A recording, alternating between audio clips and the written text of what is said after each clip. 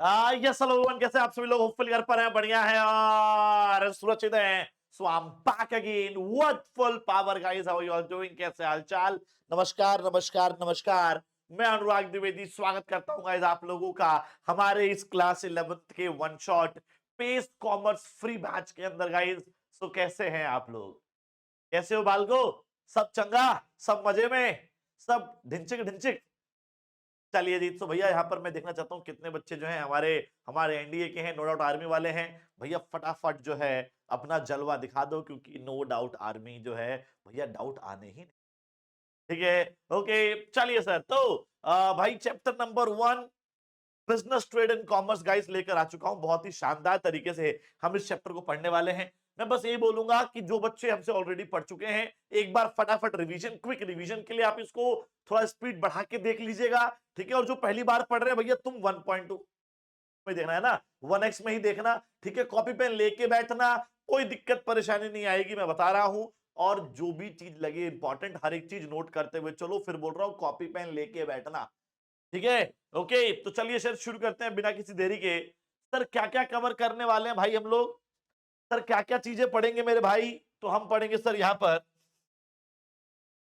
Sir human activities, उसके बाद sir ji economic and non economic activities, उसके बाद sir types of economic activities, उसके बाद जो है ना थोड़ा सा उसका डिफरेंशियल मोड देख लेंगे भैया, डिफरेंस देख लेंगे, characteristics of business, objectives of business, rule of profit, classification of business activities. इसके अंदर इंडस्ट्री एंड कॉमर्स होता है मेरे भाई, फिर बिजनेस रिस्क के टाइप्स हैं, उसके कॉजेज हैं, फिर history of trade and commerce है। History and trade of commerce सुन लो भैया, स्टार्टिंग में ही बता देता हूं। जिसका history and trade in commerce आ रहा है वो इससे आगे बढ़ेंगे। ठीक है, जिसका नहीं आ रहा है उनके लिए चैप्टर इसी बिजनेस रिस्क के कॉजेस के बाद खत्म हो जाएगा। पहले ही मेंशन कर दिया, बाद में मत बोलना कंफ्यूजन हो रही है। ठीक है जी, ओके मेरे भाई। चलिए, इंडिजीनियस बैंकिंग सिस्टम है, उसके बाद हुंडीज हैं, rise of intermediaries, transportation, trading communities. ठीक है जी, merchant corporation, major trade centre and major export and import. तो भैया बहुत सारे टॉपिक्स हैं, अगर देखा जाए इन टोटल तो टोटल 22 टॉपिक जो है इस वीडियो के अंदर गाइस हम लोग कवर करने वाले हैं। फिर बोल रहा हूं, रिवीजन, क्विक रिवीजन के लिए 2x कर लेना, 1.5x कर लेना, और जो पहली बार पढ़ रहे हैं भैया 1x में ही देखना, कॉपी पेन लेके बैठना और हर एक चीज को नोट करते चलना। ठीक है, ओके। चलिए सर, तो चैप्टर का नाम क्या है मेरे भाई? चैप्टर का नाम है business trade and commerce. Business trade and commerce. चलिए सर, सबसे पहले एक भाई बात करेंगे हम लोग ह्यूमन एक्टिविटीज की। सर ये ह्यूमन एक्टिविटीज क्या होती है? देखो, आप भी ह्यूमन, मैं भी ह्यूमन, आप भी डेली बेसिस पे बहुत सारी एक्टिविटीज करते हो, मैं भी डेली बेसिस पे बहुत सारी एक्टिविटीज करता हूं। ठीक है जी, ओके। सर इन एक्टिविटीज को क्या बोलते हैं? सर ह्यूमन एक्टिविटीज बोलते हैं। ठीक है जी, the activities which are performed by human to live and to survive, जिंदा रहने के लिए। आप लोग भी डेली बेस पे बहुत सारी एक्टिविटीज करते हैं, मैं भी डेली बेसिस पर बहुत सारी एक्टिविटीज करता हूं, and these activities are known as human activities guys. ठीक है जी, okay. Every human have to perform some activities which are known as which are which are known as human activity which are known as human activities guys. ठीक है जी, done है जी। चलिए sir, अब sir human activities क्या होती है? देखो यार, ह्यूमन एक्टिविटीज वो एक्टिविटीज हो सकती है जो आप और मैं कर रहे हैं। सर पापा रोज सुबह ऑफिस जा रहे हैं, ऑफिस जाके पैसा कमा के ला के आ रहे हैं। ठीक है जी, तो सर वो एक्टिविटीज है ना, जिसमें जिसमें क्या किया जाए सर? वो एक्टिविटीज जिसके अंदर पैसा कमाया जाए। सर वो एक्टिविटीज जिसके अंदर बहुत सारा पैसा कमाया जाए, उन एक्टिविटीज को क्या बोलते हैं सर? हम लोग इकोनॉमिक एक्टिविटीज। ठीक है जी, okay. So economic activities are those activities which are performed for earning money, wealth and livelihood. So those activities which are performed for money, wealth और livelihood। सर पैसा, संपत्ति और लाइवलीहुड के लिए जो एक्टिविटीज की जाएंगी sir, those activities will be known as will be known as economic activities guys. ठीक है जी. So economic activities are those activities which are performed for money, wealth और livelihood. ठीक है. बात करते हैं सर जी किसकी, बात कर लेते हैं बालको नॉन इकोनॉमिक एक्टिविटीज की. तो मेरे भाई non economic activities are those activities which are performed for social, psychological और emotional satisfaction. ठीक है जी. which are performed for social, psychological और इमोशनल सेटिस्फैक्शन. Emotional satisfaction. ठीक है जी. ओके अब सुनिएगा सर, पापा रोज सुबह ऑफिस जाते हैं, पैसा कमा के लेके आते हैं सर. वो एक्टिविटीज कौन सी हुई, इकोनॉमिक, क्योंकि वो किसके अंदर इन्वॉल्व है, मनी, वेल्थ. वेल्थ मतलब संपत्ति, लाइवलीहुड मतलब जीविका, रोटी कपड़ा मकान. तो सर वो एक्टिविटीज जो पैसा कमाने के लिए, सर वो एक्टिविटीज जो पैसा कमाने के लिए, संपत्ति क्रिएट करने के लिए या रोटी कपड़ा मकान जीविका चलाने के लिए की जाएंगी, उन एक्टिविटीज को सर जी हम लोग क्या कहते हैं, सर इकोनॉमिक एक्टिविटीज कहते हैं. ठीक है जी. मम्मी सुबह उठ के सर मेरे लिए खाना बनाती है, मेरे कपड़े हमारे धोते ताकि हम लोग मन लगा के पढ़ाई कर सकें. के स्कूल से आते हैं तो सारे काम जो है मम्मी ही कर रही होती हैं. तो घर के सारे काम मम्मी कर रही हैं, मेरी सारी हेल्प मम्मी कर रही हैं, लेकिन मैं उसके बदले मम्मी को पैसे देता हूं क्या, नहीं सर हम उनको पैसे नहीं देते, वो अपनी संतुष्टि के लिए करती हैं, सेटिस्फेक्शन के लिए करती हैं कि मेरा लाल, मेरा नीला, मेरा पीला पढ़ लिख के बड़ा आदमी बनेगा. ठीक है जी. तो सर वो सेटिस्फेक्शन के लिए जो भी एक्टिविटीज की जाएंगी उन एक्टिविटीज को बोलते हैं मेरे भाई नॉन इकोनॉमिक एक्टिविटीज. ठीक है. So the activities which are performed for money, wealth and livelihood are known as economic activities, and the activities which are performed for social, psychological and emotional satisfaction, those activities are known as non-economic activities. Is it clear everyone? Is it clear everyone? Should we move ahead? आगे बढ़ना चाहिए हम लोगों को. चलिए sir फिर आगे बढ़ते हैं. हाँ सर एग्जाम्पल ले लेते हैं थोड़े बहुत, बढ़िया बढ़िया एग्जाम्पल्स भी है गाइस मेरे पास. ठीक है. आ जाओ एग्जाम्पल्स पे आ जाओ. तो क्या क्या एग्जांपल है. पहला है sir teacher teaching in a school. A teacher teaching in a school is known as economic activity. A teacher teaching his own son. Sir एक टीचर स्कूल में पढ़ा रहा है, क्या कमाएगा, पैसा कमाएगा, सैलरी मिलेगी, किसमें आएगा, इकोनॉमिक में. टीचर अपने ही बच्चे को पढ़ा रहा है, किसमें आएगा सर, नॉन इकोनॉमिक में. ठीक है जी. ओके तो ए हो गया हमारा इकोनॉमिक, इकोनॉमिक एक्टिविटी. ठीक है सर. और बी जो है ये वाली पिक्चर जो है इसका इंडिकेट कर रही है non economic activity.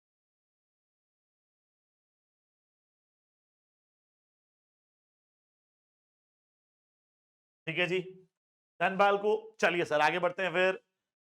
A lady cooking food at a restaurant. Sir एक लेडी जो है रेस्टोरेंट के अंदर खाना बना रही है, खाना बनाएगी, सैलरी मिलेगी. रेस्टोरेंट में खाना बनाएगी तो सैलरी मिलेगी, किसमें आएगा मेरे भाई, इकोनॉमिक एक्टिविटी के अंदर आएगा. ठीक है जी. आगे बढ़े sir. A lady cooking food to feed her family. Sir एक लेडी जो है खाना बना रही है अपनी फैमिली के लिए, किसमें आएगा, नॉन इकोनॉमिक एक्टिविटी. ठीक है जी.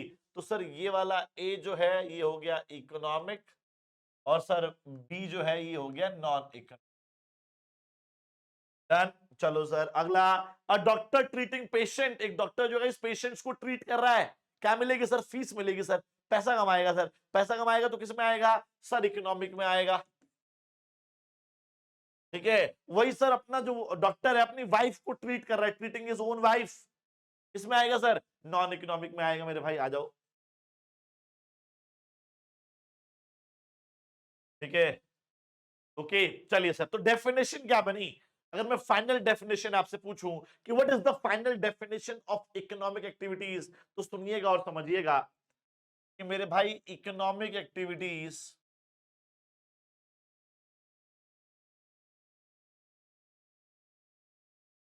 Are those activities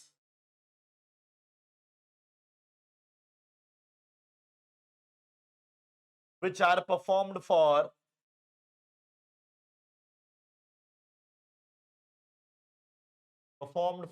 money, wealth and livelihood. ठीक है जी गाइस. ओके तो सर वो एक्टिविटीज जो पैसा, संपत्ति और जीविका, रोटी कपड़ा मकान के लिए बनाई जाती हैं, परफॉर्म की जाती है, those activities are known as economic activities. ठीक है जी भाई, डन है जी भाई, आगे बढ़ जाए भाई। चलिए फिर आगे बढ़ते हैं सर, नेक्स्ट पे आ जाओ सर, नॉन इकोनॉमिक एक्टिविटीज। तो मेरे भाई नॉन इकोनॉमिक एक्टिविटीज क्या होती हैं sir? Non economic activities are those activities, non economic activities are those activities which are performed for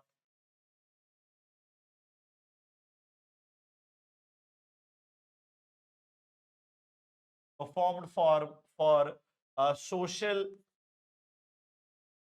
psychological and emotional satisfaction।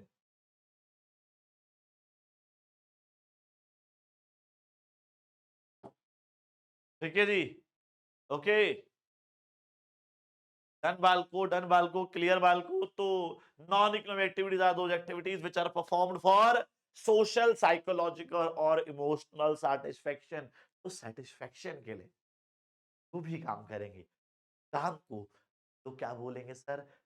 Non economic activity. ठीक है, done है। चलिए सर आगे बढ़ते हैं सर। अब सर छोटा सा डिफरेंस काइंड ऑफ देख लो भैया। सर ह्यूमन एक्टिविटीज को दो पार्ट्स में क्लासिफाई किया जाता है मेरे भाई, वन इज इकोनॉमिक एक्टिविटीज। अब सर इकोनॉमिक एक्टिविटीज क्या होती हैं? तो मेरे भाई economic activities are those activities which have economic motive, survival, profit and growth. तो भैया सब मार्केट में सरवाइव करने के लिए, मार्केट में प्रॉफिट कमाने के लिए और मार्केट में ग्रोथ करने के लिए जो एक्टिविटीज की जाएंगी, उन एक्टिविटीज को मेरे भाई हम लोग क्या बोलेंगे सर? Economic activities. ठीक है sir, economic activities are those activities which are performed by using economic resources. Sir economic resources जैसे 4M, man, machine, money, material, इन रिसोर्सेज का इस्तेमाल करके जो एक्टिविटीज आप करोगे, those activities will be known as economic activities. ठीक है जी sir, these activities must be legally valid. Sir कानून की नजरों में सर जी ये वैलिड भी होनी चाहिए, these activities must be legally valid as well guys. ठीक है जी, ओके, और सोशली डिजायरेबल, समाज में इसकी डिमांड भी होनी चाहिए। ठीक है, ओके। तो economic activities are those activities which are performed for economic motive, survival, profit, growth. ठीक है जी, these should be performed by using economic resources, man, machine, money, material. These activities must be legally valid and socially desirable, ठीक है जी, आगे बढ़ते हैं sir, non economic की बात कर लेते हैं सर। तो मेरे भाई non economic activities are those activities which are performed for sentiments. सुना होगा आपने, भाई तू तो सेंटी हो गया। जब आप सेंटी हो जाओ, और सेंटी मतलब इमोशनल काइंड ऑफ हो जाओ, और उसके बाद अगर कोई एक्टिविटी करते हो तो वो किस में आती है सर? Non economic. सिंपैथी, दया आ जाए, फिजिकल नीड्स, नहा लिए, नेल नेल नेल पेंट लगा लिए, नाखून काट लिए, ठीक है जी, बाल कटवाने चले गए, what is that? Physical needs. Physical needs को पूरा करने के लिए जो भी एक्टिविटीज आप करेंगे वो किस में आएगा सर? नॉन इकोनॉमिक के अंदर आएगा। रिलीजियस ऑब्लिगेशन, सर मैंने आज नवरात्रों के व्रत रख लिए सर, सर मैं मंदिर चला गया, सर मैं गुरुद्वारे चला गया, किस में आ गया सर? रिलीजियस ऑब्लिगेशंस के लिए किए गए कोई भी एक्टिविटी किस में आएगी? Non economic. Love and affection के लिए, ठीक है सर, सर मैंने अपना दिल उसको दे दिया, सर दिल के साथ साथ एक रोज भी दिया, ठीक है जी, व्हाट इज दैट? सर वो एक्टिविटी किस में आएगी सर? नॉन इकोनॉमिक में आएगी। ठीक है, पर्सनल सेटिस्फेक्शन, सर आज ना मैं 10 घंटे सोया, 10 घंटे, तो आज तो मैं दिन में भी सो गया, what is that? Personal satisfaction के लिए किया गया कोई भी काम नॉन इकोनॉमिक में आता है सर। पैट्रियोटिज्म, देश की सेवा, देश की रक्षा करने के लिए आप जो भी एक्टिविटीज करोगे सर किस में आएगा? Non economic activities. इस तो क्लियर है? क्लियर है क्या? जल्दी बताओ प्लीज, क्लियर हो गया guys? Economic activities, non economic activities, done है, done done done, no doubt, no doubt guys, आगे बढ़े भाई।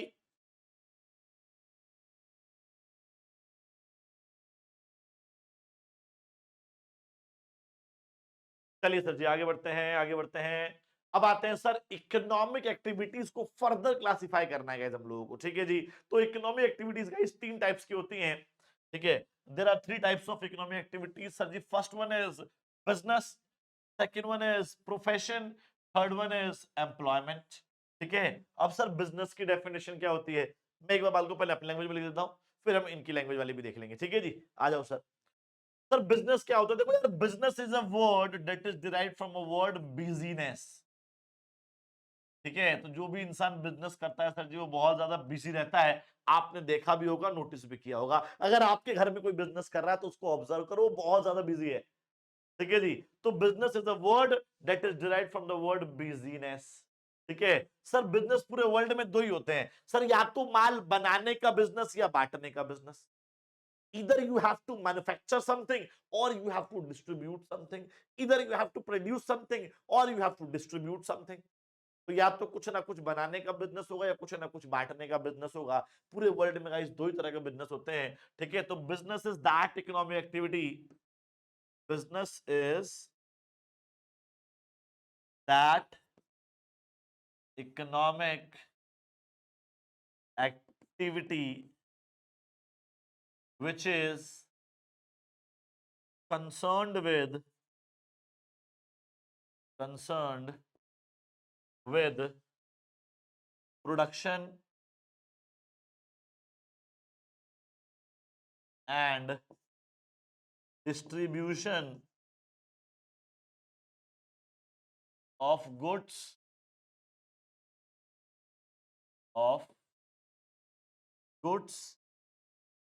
and services with the main motive of earning profit। The main motive of earning profit. तो भैया main motive क्या होता है sir business करने का, तो मेरे भाई बिजनेस करने का जो मेन मोटिव वो क्या है सर, प्रॉफिट कमाना है। ठीक है जी, so the main motive of doing a business is to earn profit. ठीक है जी, सर प्रॉफिट कमाना हमारा मेन मोटिव होता है बिजनेस के अंदर। ठीक है जी, ओके, प्रोफेशन की बात कर ले सर, तो प्रोफेशन डॉक्टर बन जाओ, लॉयर बन जाओ, ठीक है जी, सीए बन जाओ, तो सर ये क्या है सर, ये प्रोफेशन है, doctor lawyer C.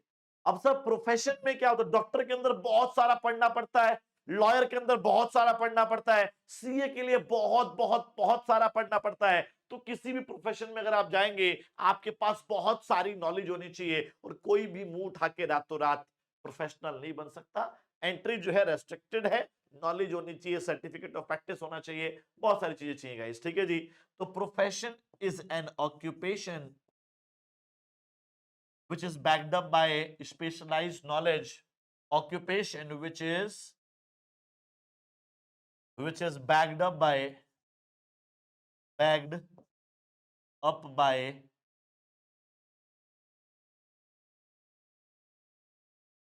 specialized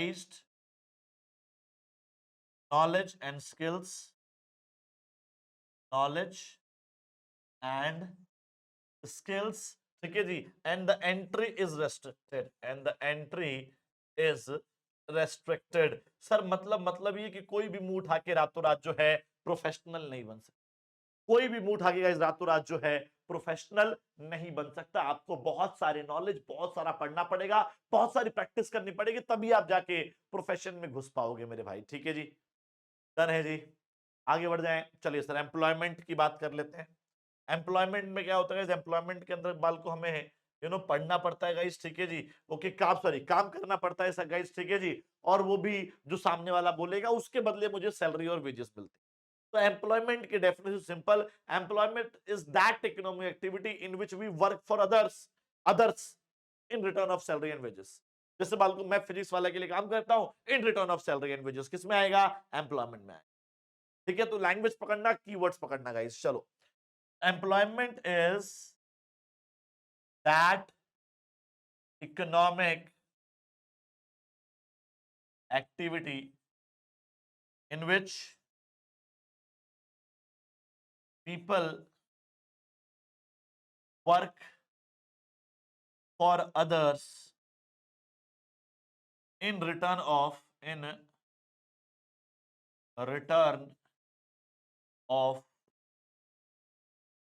salary and wages।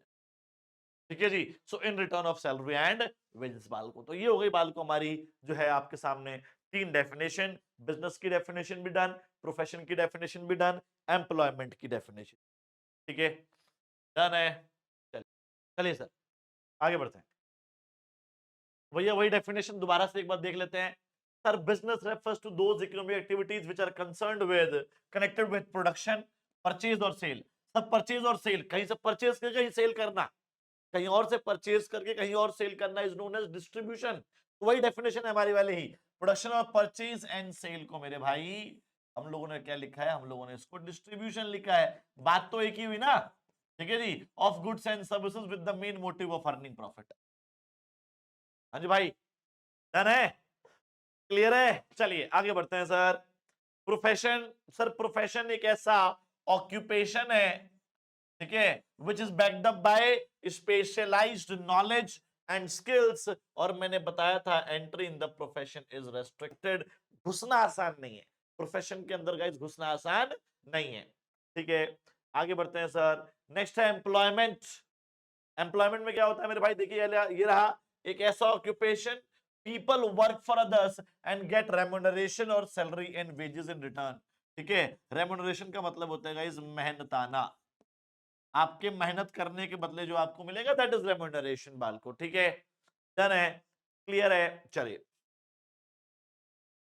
अब आते हैं सर बिजनेस प्रोफेशन एम्प्लॉयमेंट का एक छोटा सा डिफरेंस हमें करना है गाइस, ठीक है। मैं शॉर्टकट में ही लिखूंगा, हो सकता है कि बुक के अंदर आपका थोड़ा ज्यादा एक्सप्लेनेशन हो, लेकिन मेरे पास थोड़ा स्पेस थोड़ा सा स्पेस है ना, ओके कम कम सा है, तो आप लोग थोड़ा एक्सप्लेन करके लिख दीजिएगा, मैं वर्ड टू वर्ड लिखूंगा गाइस, ठीक है। ओके आ जाओ sir. Mode of establishment, sir business कैसे स्टैब्लिश होता है, तो मेरे भाई प्रमोटर का decision with some legal formalities, तो या थोड़ी बहुत लीगल फॉर्मेलिटीज करेंगे। और जो प्रमोटर, प्रमोटर कौन होता है, बिजनेस जो स्टार्ट करता है ना, जो बिजनेस खोलने की स्टार्टिंग की स्टेज को परफॉर्म करता है ना, उसको बोलते हैं प्रमोटर।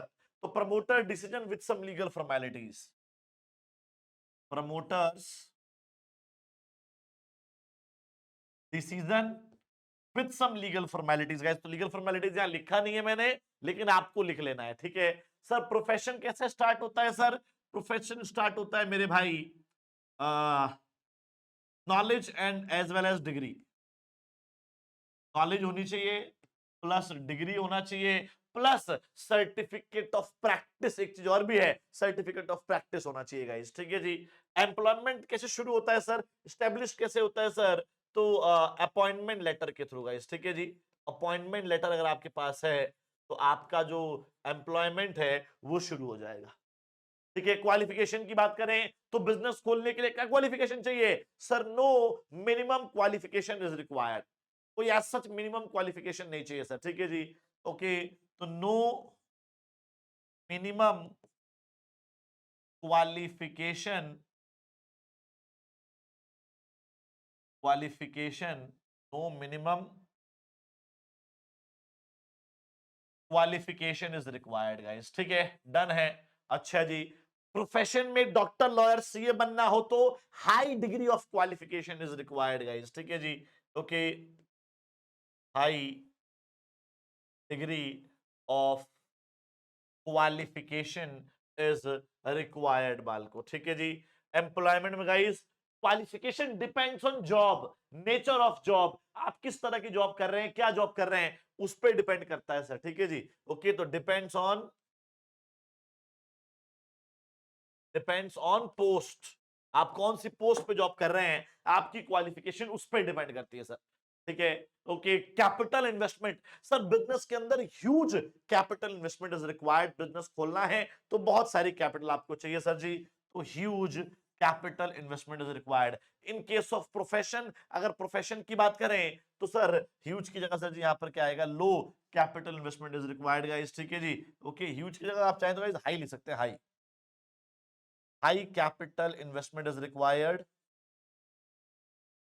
यहां पर low capital investment is required और यहां पर सर जी no capital investment is required. Sir क्यों, अगर मैं फिजिक्स वाला के अंदर एम्प्लॉय लगा, जब मुझे कॉन्ट्रैक्ट एम्प्लॉयमेंट मिला, अपॉइंटमेंट लेटर मिला, ठीक है जी, तो क्या मैंने कोई कैपिटल लगाई, नहीं सर मैंने फिजिक्स वाले पे कोई कैपिटल नहीं लगाई है। तो जैसे मान लो आप स्कूल के टीचर बनोगे तो क्या आप स्कूल में इन्वेस्टमेंट करोगे, नहीं सर, आप जो टीचर होते हैं, जो एम्प्लॉयज होते हैं, वो किसी भी बिजनेस के अंदर इन्वेस्टमेंट नहीं करते हैं, तो सर कैपिटल इन्वेस्टमेंट नो आएगा, ठीक है, क्लियर हो गया। चलिए आगे बढ़ते हैं सर।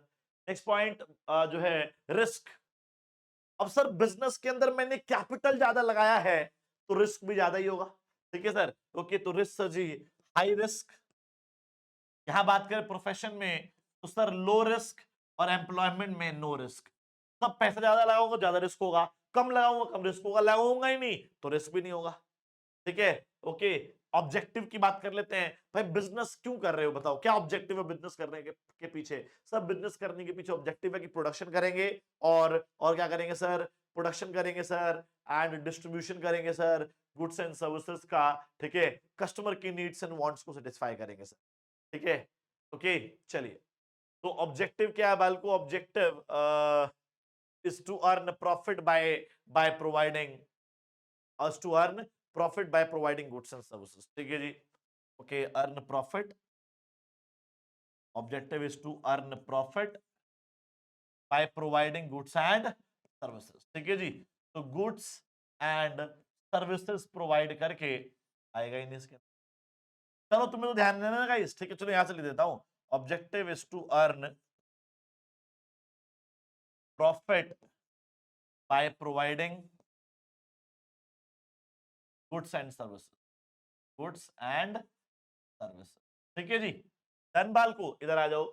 सर प्रोफेशन में क्या ऑब्जेक्टिव है, तो मेरे भाई प्रोफेशन में ऑब्जेक्टिव है क्या sir, earning fees by providing professional services. ठीक है जी, okay, earning fees by providing professional service, professional services. ठीक है जी, ओके, एम्प्लॉयमेंट की बात करें तो earning salary by by providing personal services guys. ठीक है जी, okay, salary by providing personal service, personal service. ठीक है जी, रिवर्ट की बात कर लेते हैं। रिवर्ट सर बिजनेस करने के बदले क्या मिलता है, सर बिजनेस करने के बदले मेरे भाई प्रॉफिट मिलता है। प्रोफेशन के बदले क्या मिलता है सर, प्रोफेशन के बदले मेरे भाई फीस मिलती है। एम्प्लॉयमेंट के बदले क्या मिलता है सर, एम्प्लॉयमेंट के बदले भाई सैलरी मिलती है, सैलरी और वेजेस मिलती है। ठीक है, डन है, क्लियर है। चलिए आगे बढ़ते हैं sir. Nature of work, business में क्या करेंगे, प्रोडक्शन और distribution of goods and services. क्या करेंगे सर, प्रोडक्शन एंड डिस्ट्रीब्यूशन। ठीक है जी, डिस्ट्रीब्यूशन ऑफ, अच्छा मैं जी एंड एस लिख रहा हूँ, जी एंड एस का मतलब गुड्स एंड सर्विसेज है गाइस। ठीक है, प्रोफेशन की बात कर लेंगे सर। ठीक है जी, तो providing professional services, professional services provide कर रहे हो। ठीक है जी, यहां पर sir working for others, working for others. Code of conduct, sir code of conduct का मतलब होता है तगड़े तगड़े standardized rules and regulation that will set your behaviour. तो कोड ऑफ कंडक्ट का मतलब गाइस तगड़े तगड़े रूल्स एंड रेगुलेशन जो आपके बिहेवियर को इन्फ्लुएंस करते हैं। तो सर बिजनेस के अंदर एज सच कोई भी कोड ऑफ कंडक्ट नहीं है। ठीक है जी, ओके, तो no specific code of conduct, no specific code of conduct, COC. ठीक है जी, सर यहां पर क्या है sir, specific code of conduct है, हर प्रोफेशन का अपना अलग स्पेसिफिक सीओसी है। एम्प्लॉयमेंट में ओनली टर्म्स एंड कंडीशंस है भैया, कॉन्ट्रैक्ट है, ओनली टर्म्स एंड कंडीशंस है कॉन्ट्रैक्ट के, सीओसी नहीं है। ठीक है जी, ठीक है जी, चलिए। ट्रांसफर ऑफ ओनरशिप, जैसे मान लो सर मैं रिटायर हो रहा हूं आज, तो क्या बिजनेस के केस में अगर आप रिटायर हो रहे हो तो क्या आप अपने बेटे को वो ओनरशिप ट्रांसफर कर सकते हो? तो यस सर पॉसिबल है। तो सर बिजनेस के केस में ट्रांसफर ऑफ ओनरशिप पॉसिबल है। प्रोफेशन में अगर आप डॉक्टर हो और अगर आप आज रिटायर हो रहे हो तो क्या आप अपने बेटे को डॉक्टर बना सकते हो हैंड टू हैंड? उसने पढ़ा भी नहीं है फिर भी, नहीं sir, not possible sir, not possible. ठीक है, और अगर आप एक स्कूल में टीचर हो और अगर आप आज रिटायर हो रहे हो तो क्या अपने बेटे को टीचर बना सकते हो? No sir, not possible sir, not possible sir. ठीक है जी, डन है। चलिए अब बात करते हैं सर कैरेक्टरिस्टिक्स ऑफ बिजनेस की बात कर लेते हैं सर।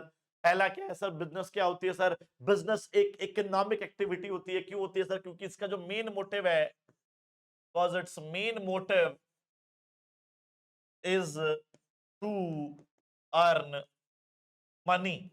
भाई मेन मोटिव क्या था? पैसा कमाना था, मतलब प्रॉफिट कमाना था। इसीलिए बिजनेस को क्या बोलते हैं सर? एक बिजनेस को हम लोग एक इकोनॉमिक एक्टिविटी बोलते हैं, ठीक है। तो business is an economic activity, it is undertaking taken with the aim of earning money. Business is not done for love, affection and other psychological factor guys, ठीक है।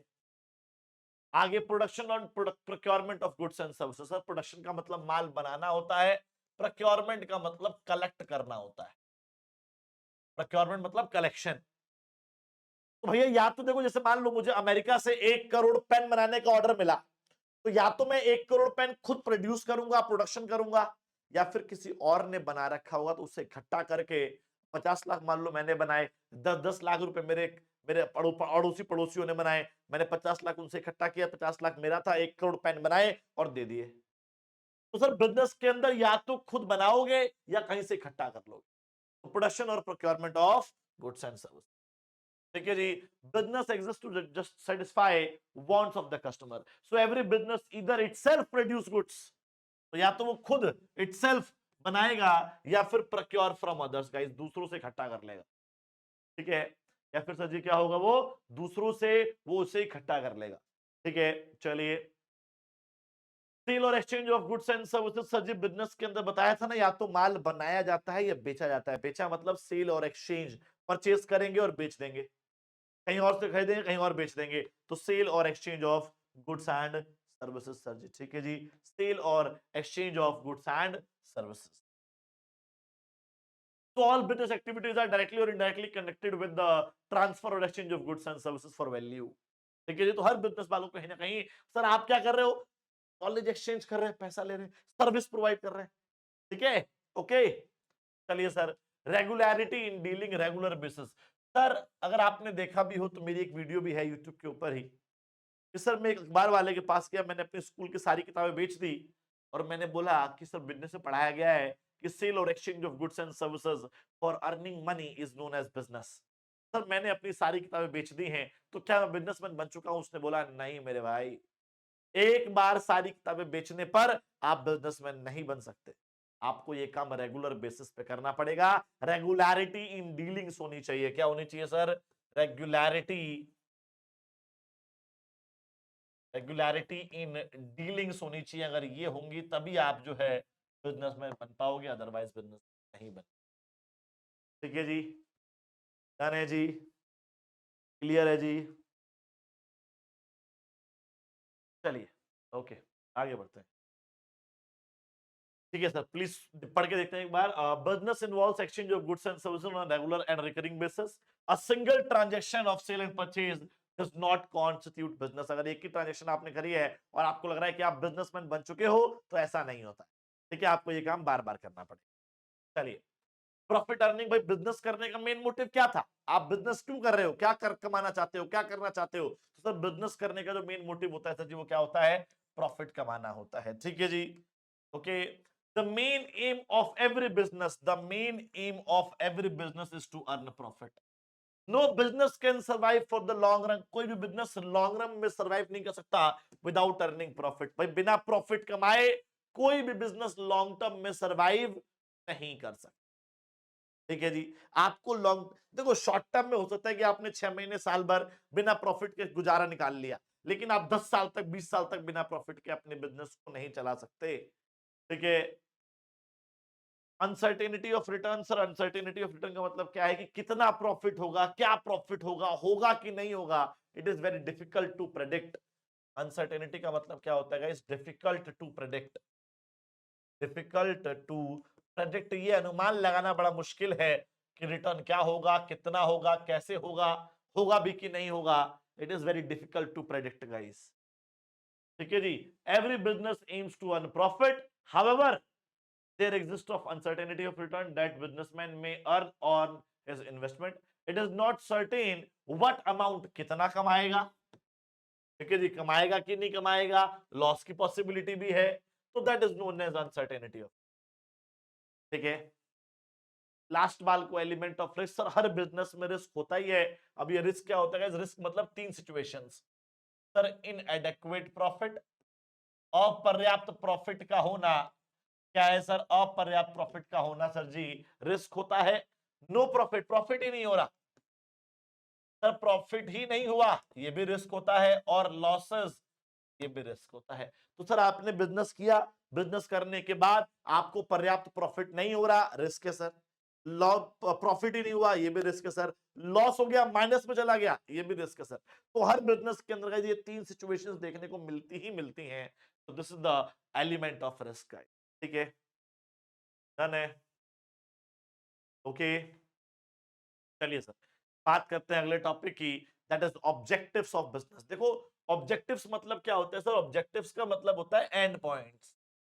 जो आज आप कर रहे हो, उस साल के एंड में जो आप अचीव करना चाहते हो, उसे बोलते हैं ऑब्जेक्टिव्स। अब बिजनेस के इस बहुत सारे ऑब्जेक्टिव्स होते हैं, तो यहाँ पे लिखा भी हुआ है एंड पॉइंट्स, ये रहा। Every business is directed to achieve achievement of certain objectives. Objectives refers to end points. ठीक है जी, जो बिजनेस को डायरेक्ट करेगा कि उसे किस डायरेक्शन में काम करना है। ठीक है, ऑब्जेक्टिव्स बालको उसके तीन कैटेगरी होती है गाइस। जो भी ऑब्जेक्टिव्स होते हैं, उन बिजनेस के ऑब्जेक्टिव्स के मेरे भाई तीन कैटेगरीज होती हैं। एक होता है इकोनॉमिक ऑब्जेक्टिव, दूसरा होता है सोशल ऑब्जेक्टिव, तीसरा होता है ह्यूमन और इंडिविजुअल ऑब्जेक्टिव गाइस। ठीक है, तो ऑब्जेक्टिव्स ऑफ बिजनेस कितनी कैटेगरीज हुई मेरे भाई? ऑब्जेक्टिव्स ऑफ बिजनेस की मेरे भाई तीन कैटेगरीज हुई, economic objective, social objective and human. ठीक है, डन है। चलिए सर आगे बढ़ते हैं। चलिए सर, ठीक है जी। तो अब देखते हैं सर एक एक करके कि ऑब्जेक्टिव्स कितने होते हैं मेरे भाई। चलो मैं लिख के दिखा दूं क्या? मैं लिख के दिखा देता हूँ गाइस, ठीक है जी। तो अब बात कर लेते हैं सर सबसे पहले objectives of business. Objectives of business. अच्छा, ये तो क्लियर है सर कि बिजनेस क्या होता है, बिल्कुल क्लियर है सर। अब सर इसके ऑब्जेक्टिव्स कितने होते हैं, एक बार ये देख लेते हैं सर। तो अभी हमने जस्ट पढ़ा sir, there are three objectives of business. ठीक है सर, बिजनेस के इन टोटल, सर जी बिजनेस के इन टोटल तीन ऑब्जेक्टिव्स हैं। कौन कौन से हैं सर? पहला है मेरे भाई इकोनॉमिक ऑब्जेक्टिव्स, इकोनॉमिक ऑब्जेक्टिव्स। ठीक है सर, दूसरा कौन सा है मेरे भाई? दूसरा है, second one is guys social objectives, social objectives। ठीक है sir, and the third one is guys personal objectives, personal objectives, जिसको बालको ह्यूमन ऑब्जेक्टिव और इंडिविजुअल ऑब्जेक्टिव भी कहते हैं गाइस। ठीक है, so there are three types of objectives guys. ठीक है, let's start with the first one, economic objectives. तो मेरे भाई इकोनॉमिक ऑब्जेक्टिव्स क्या होते हैं, कुछ आइडिया लग रहा है सर? सर इकोनॉमिक ऑब्जेक्टिव्स बिजनेस की वो ऑब्जेक्टिव्स होते हैं जो इकोनॉमिक गेन और इकोनॉमिक बेनिफिट के लिए हो। सर बिजनेस के वो ऑब्जेक्टिव्स जो इकोनॉमिक गेन और इकोनॉमिक बेनिफिट के लिए हो, those objectives are known as economic objectives guys. ठीक है जी, तो economic objectives are those objectives which are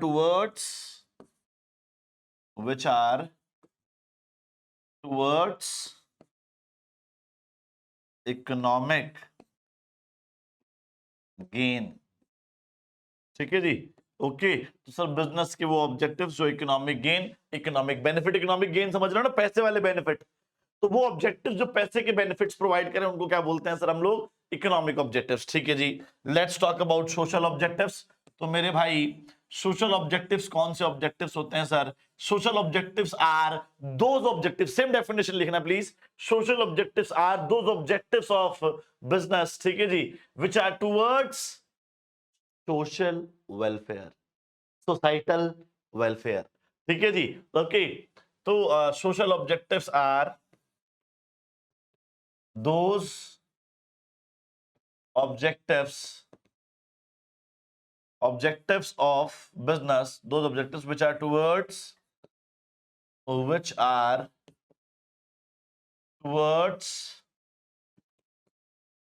social benefit या social welfare, which are towards society and its welfare लिख लेते हैं ना, which are towards society and its welfare। ठीक है जी। सोसाइटी और सोसाइटी के वेलफेयर के लिए जो भी हमारे ऑब्जेक्टिव्स होंगे, उन ऑब्जेक्टिव्स को बाल को हम लोग क्या बोलेंगे सर? Social objectives. ठीक है जी। Okay, last one is guys personal objectives. सब पर्सनल ऑब्जेक्टिव्स क्या होते हैं? वो ऑब्जेक्टिव्स बिजनेस के जो एम्प्लॉयज और एम्प्लॉयज के बेनिफिट के लिए होंगे सर। ठीक है जी। ओके, तो personal objectives are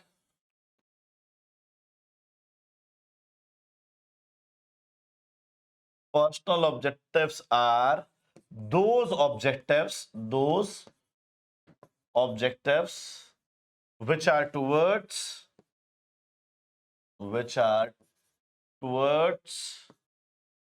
employees and their welfare.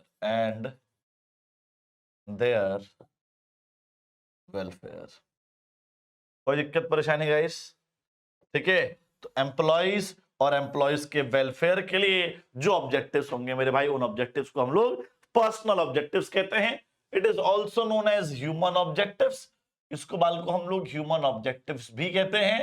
And it is also known as individual objectives. बाल को से हम लोग इंडिविजुअल ऑब्जेक्टिव्स भी कहते हैं। ठीक है जी, डन है मेरे भैया? चलो आगे बढ़ते हैं सर। तो सर अब बात करते हैं इकोनॉमिक ऑब्जेक्टिव्स की। मेरे भाई इकोनॉमिक ऑब्जेक्टिव्स क्या होते हैं सर? बिजनेस के वो ऑब्जेक्टिव्स, सुनना प्लीज बड़े ध्यान से सर। इकोनॉमिक ऑब्जेक्टिव्स बिजनेस के वो ऑब्जेक्टिव्स होते हैं, ठीक है जी, which are towards economic in nature, जो कहीं ना कहीं इकोनॉमिक इन नेचर होंगे, economic benefit, economic gain create कर रहे होंगे। उन ऑब्जेक्टिव्स को मेरे भाई हम लोग इकोनॉमिक ऑब्जेक्टिव्स कहते हैं। इसके अंदर क्या क्या आता है मेरे भाई? सबसे पहले सर्वाइवल। भाई कोई भी बिजनेस खुलेगा तो पहला ऑब्जेक्टिव क्या होगा? पहला इकोनॉमिक ऑब्जेक्टिव, पैसे रिलेटेड ऑब्जेक्टिव क्या होगा? कि यार मार्केट में सरवाइव कर लें। अब सरवाइव कैसे कर लें यार? कम से कम इतना रेवेन्यू तो कमा ले कि कॉस्ट कवर हो जाए। The revenue should be equal to the cost, yes और नो? ठीक है, तो द फर्स्ट और the most important objective of any business is survival. Survive करना है, और सर्वाइव करने के लिए sir the company should earn enough revenue to cover cost. Cost cover करने के रिगार्डिंग जो है, इतना पैसा कमा लो कि कॉस्ट कवर हो जाए। हर बिजनेस का ये पहला इकोनॉमिक ऑब्जेक्टिव होता है। ठीक है जी, आगे बढ़ते हैं sir. Next one is profit.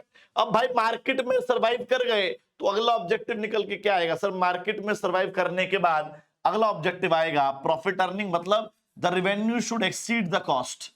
आपका रेवेन्यू आपकी कॉस्ट से ज्यादा होगा तभी आपको प्रॉफिट होगा। तो your revenue must exceed the cost guys. ठीक है, that is the condition of profit. Next one is guys growth. भाई एक ब्रांच से हमारी 10 ब्रांच हो गई, एक मशीनरी थी 10 मशीनरी हो गई। ठीक है जी, 100 एम्प्लॉय थे 1000 एम्प्लॉयज हो गए। These are the indicators of growth. और हमारा प्रॉफिट कमाने के बाद अगला ऑब्जेक्टिव होता है मार्केट में ग्रोथ करना, number of branches, number of employees, number of machinery, इन सब चीजों को इंक्रीज करना। ये भी गाइस हमारा इकोनॉमिक ऑब्जेक्टिव होता है। ठीक है जी, आगे बढ़ते हैं सर। Creation of customers. भाई देखो, कोई भी बिजनेस जो है मार्केट में अपना दबदबा कस्टमर्स के बेस तो बनाती है। जितना स्ट्रॉन्ग, जितना वास्ट एंड जितना लॉयल उसका कस्टमर होगा, ठीक है जी, उतनी ज्यादा कंपनी मजबूत होगी। ठीक है जी गाइस, ओके। तो creation of customers, customers create करना, ठीक है जी, what is that? That is the economic objective guys. ठीक है जी, कस्टमर्स क्रिएट करना बालको क्या होता है? हमारा इकोनॉमिक ऑब्जेक्टिव होता है। Next one is BALCO innovation. Innovation मतलब समथिंग न्यू, समथिंग अलग। भाई देखो, अगर आप बिजनेस के अंदर कुछ नया नहीं करोगे हर साल, तो आपका बिजनेस जो है गाइस मार्केट से आउट हो जाएगा। ठीक है जी गाइस, तो प्रॉफिट अर्निंग करना है, सर्वाइवल करना है, ग्रोथ करना है, कस्टमर्स क्रिएट करने हैं, इनोवेशन, समथिंग न्यू, समथिंग अलग करना है, और रिसोर्सेस को अच्छे से यूज करना है guys. Optimum utilization of resources, optimum utilization of resources. ठीक है, डन है क्या? ठीक है, डन है क्या?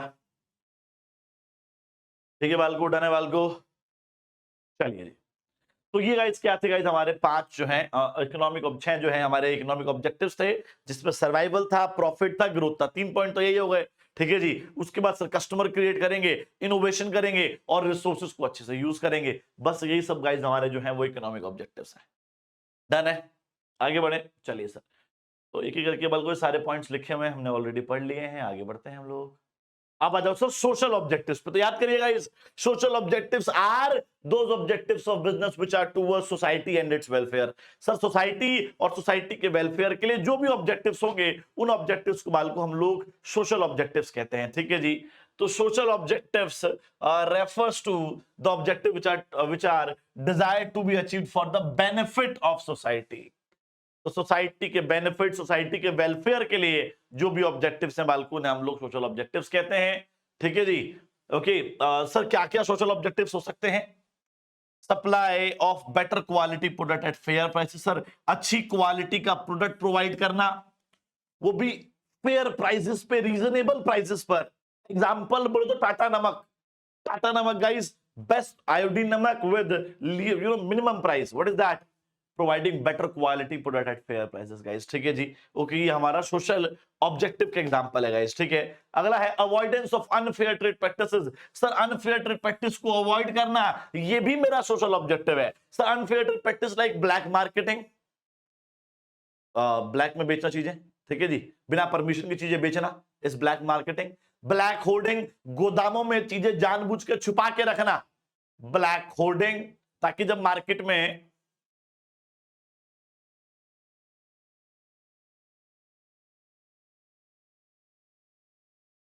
हाँ जी गाइस, ताकि जब मार्केट में क्या हो, मार्केट में डिमांड बढ़े।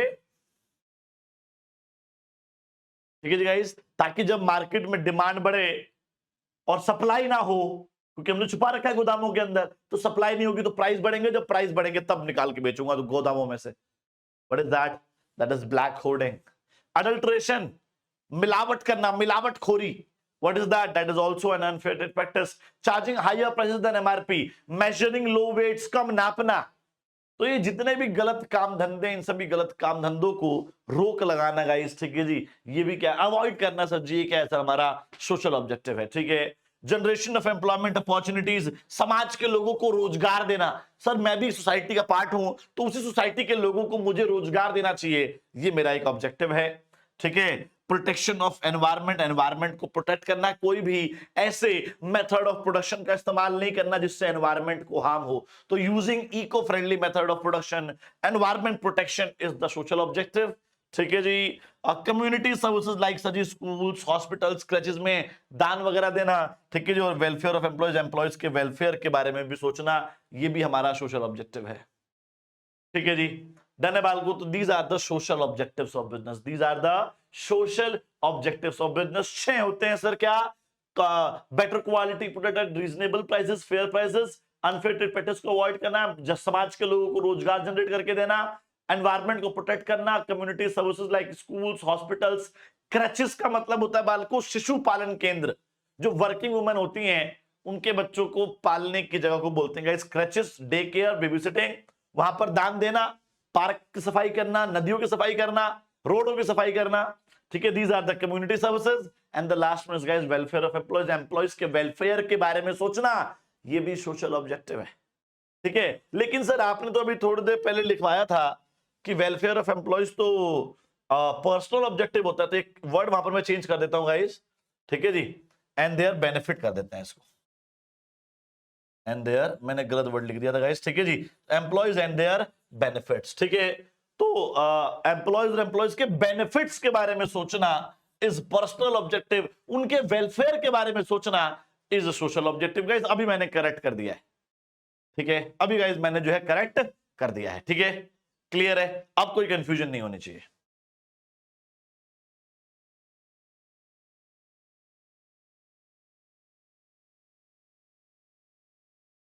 अब आ जाओ sir human objectives. Human objectives क्या होते हैं बाल को याद करिए sir. Human objective, personal objectives are those objectives which are towards individual needs, individual benefits, है ना। Employees needs, employees benefits.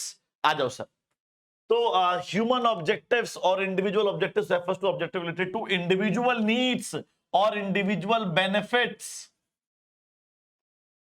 of the employees of an organization, and as employees are one of the most valuable resource, तो उनका satisfaction हमारे लिए बहुत important है। ठीक है। अब सर ह्यूमन ऑब्जेक्टिव्स कौन कौन से होते हैं? Providing healthy and safe working environment, providing providing healthy and safe working environment. Sir healthy और सेफ वर्किंग एनवायरनमेंट प्रोवाइड करना, ये सर जी क्या है सर, ये भी मेरा एक ऑब्जेक्टिव आता है, ठीक है। ओके चलो जी, सेफ वर्किंग एनवायरनमेंट,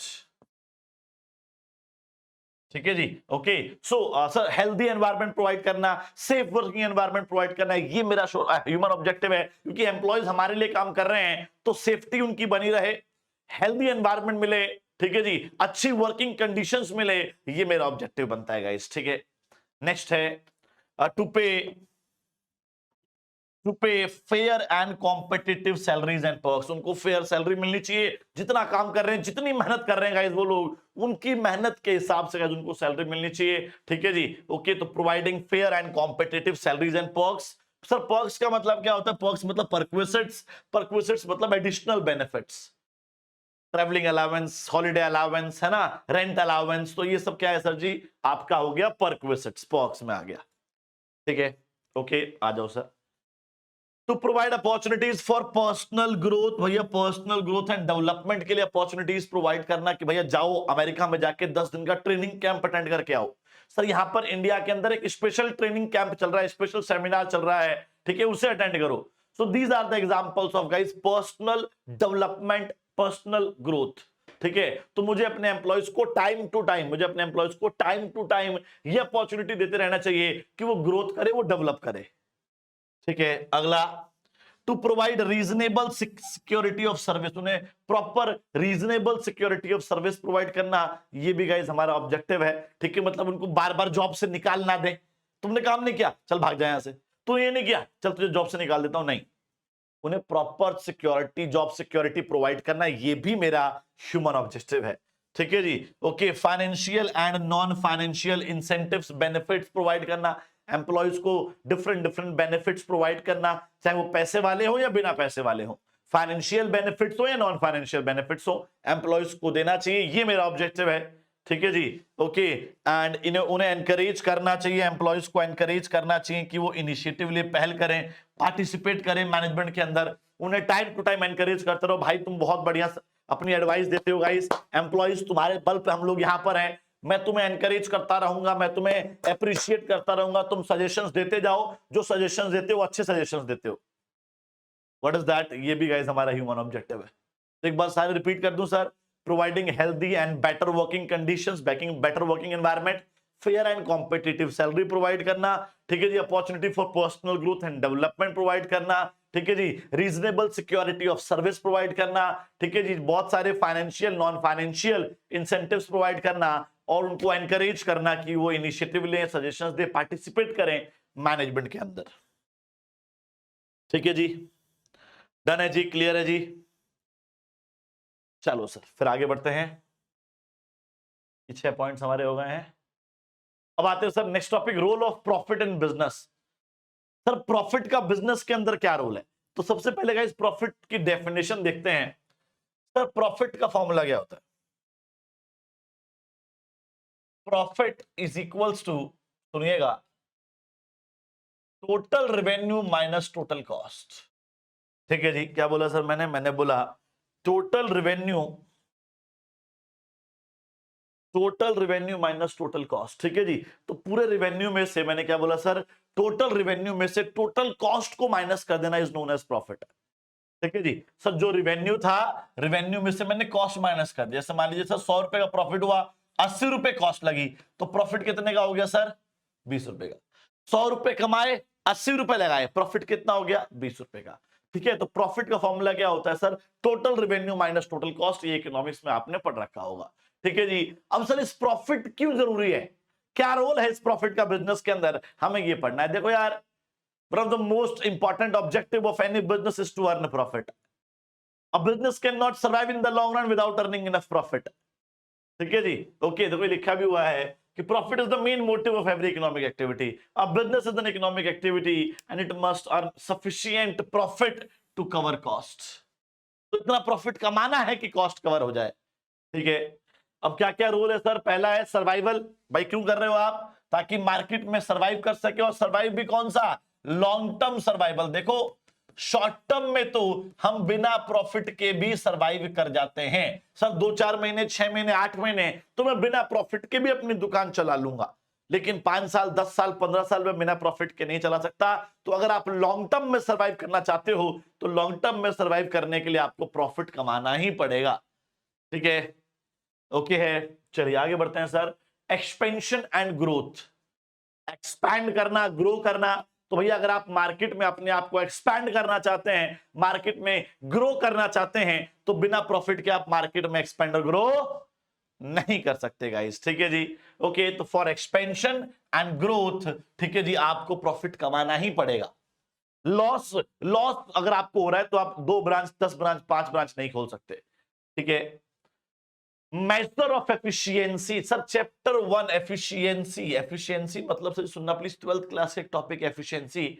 और एफिशिएंसी का मतलब होता है किसी भी काम को कम से कम कॉस्ट में करना। ठीक है जी, अगर बालको आप किसी भी काम को कम से कम कॉस्ट में करते हो, इसे बोलते हैं एफिशिएंसी। तो आपकी एफिशिएंसी कितनी अच्छी है वो कैसे पता लगेगा? अच्छा हिंदी में बोलते हैं सर इसको कार्य कुशलता। क्या बोलते हैं सर? कार्य कुशलता।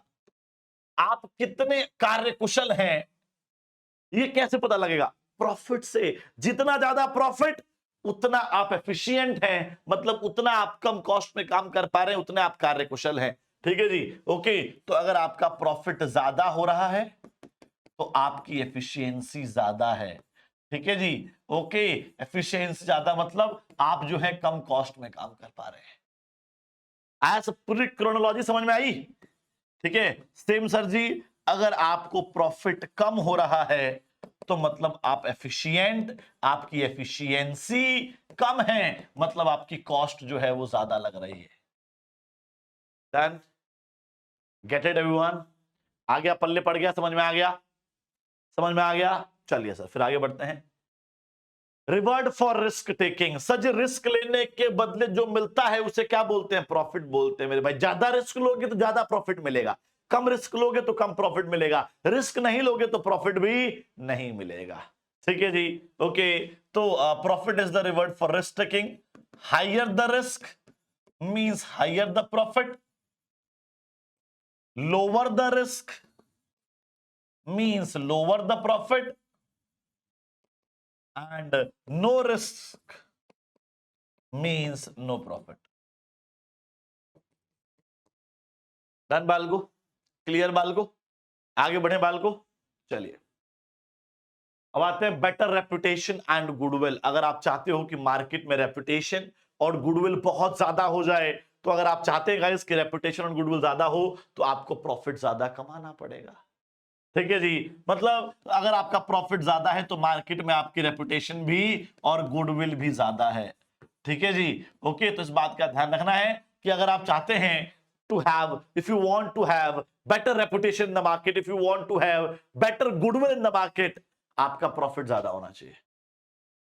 ठीक है, आपका प्रॉफिट गाइस ज्यादा होना चाहिए। डन, चलिए आगे बढ़ते हैं सर, आगे बढ़ते हैं सर। अब आते हैं सर बिजनेस। ओहो,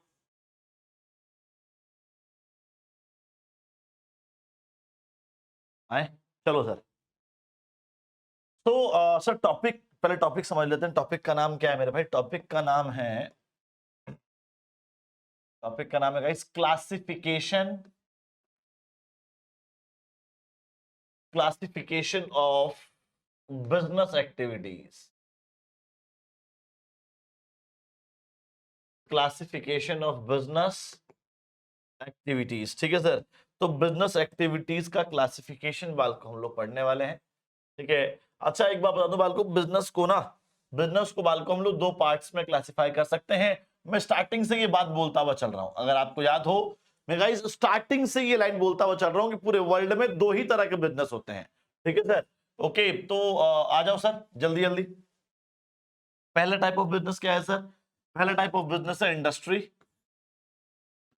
दूसरा टाइप ऑफ बिजनेस है मेरे भाई कॉमर्स। ठीक है, इंडस्ट्री मतलब जहां पर माल बनाया जाता है गाइस उसे बोलते हैं हम लोग इंडस्ट्री। ठीक है, और जहां पर माल बांटा जाता है गाइस उसे बोलते हैं बाल को हम लोग कॉमर्स। तो इंडस्ट्री का मतलब क्या होता है, जहां पर माल बनता है, जहां पर भी माल बनेगा, जहां पर भी गाइस प्रोडक्शन होगी, उसे बोलते हैं इंडस्ट्री। याद करिए, जब मैंने पहली क्लास ली, जब स्टार्टिंग में ही बताया था गाइस, स्टार्टिंग में ही जब पहली क्लास स्टार्ट करी थी ना ये वाली, तो उसमें बताया था गाइस मैंने क्या, कि बिजनेस दो ही होते हैं। क्या कहते हैं सर? माल बनाने का बिजनेस, माल बांटने का बिजनेस। जहां पर माल बनाया जाता है उसे बोलते हैं भैया इंडस्ट्री, जहां पर माल बांटा जाता है उसे बोलते हैं मेरे भाई कॉमर्स। ठीक है जी। तो industry is that branch of business, industry is that branch of business which is engaged in production or processing of goods and services, production or processing of goods। ठीक है जी। तो सर जहां पर प्रोडक्शन होगा गुड्स का, जहां पर प्रोसेस फॉलो किया जाएगा, प्रोसेसिंग होगी गुड्स की, उसे बोलते हैं मेरे भाई industry. So industry is that branch of business which is engaged in production और प्रोसेसिंग ऑफ गुड्स गाइस। ठीक है, डन है, क्लियर है। चलिए आगे बढ़ते हैं मेरे भाई, कॉमर्स की तरफ मूव करते हैं। सर कॉमर्स पे आ जाओ। कॉमर्स क्या होता है भैया? तो कॉमर्स मेरे भाई वो ब्रांच है बिजनेस की जहां पर डिस्ट्रीब्यूशन होगा, एक्सचेंज होगा, सेल परचेज होगा। जहां पर भी डिस्ट्रीब्यूशन, एक्सचेंज और sale and purchase of goods and services होगा, उसे बोलेंगे मेरे भाई commerce. So commerce is that branch of business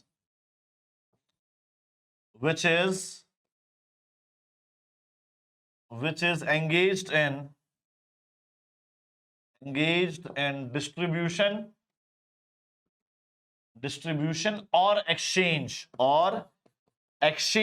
मतलब, हाँ जी, exchange का मतलब guys sale and purchase and sale. ठीक है जी।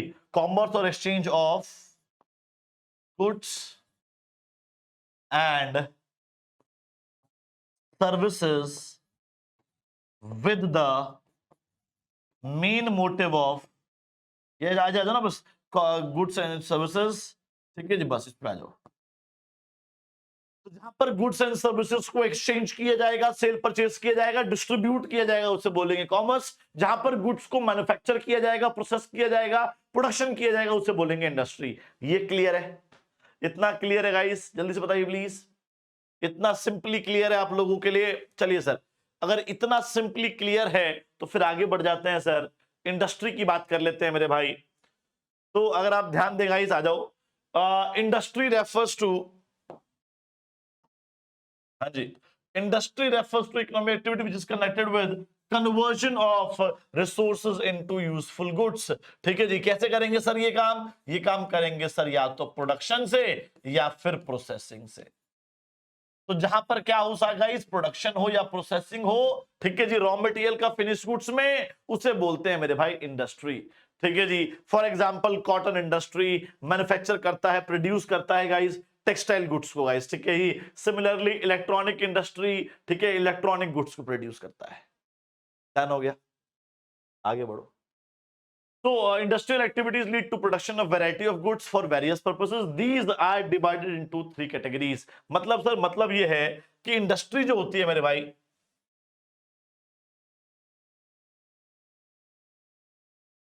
इंडस्ट्री जो होती है मेरे भाई, वो तीन तरीके की होती है। There are three types of industry मेरे भाई। Industry is of three types.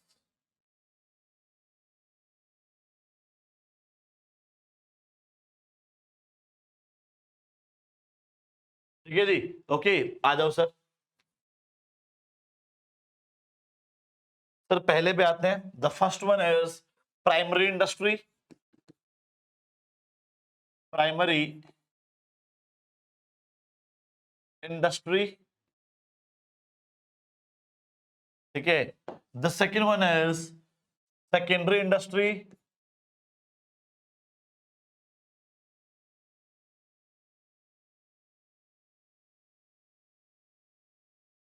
The third one is guys tertiary industry. Tertiary industry. ठीक है, so there are three types of industries guys, तीन तरह की इंडस्ट्री होती है बालको। ठीक है,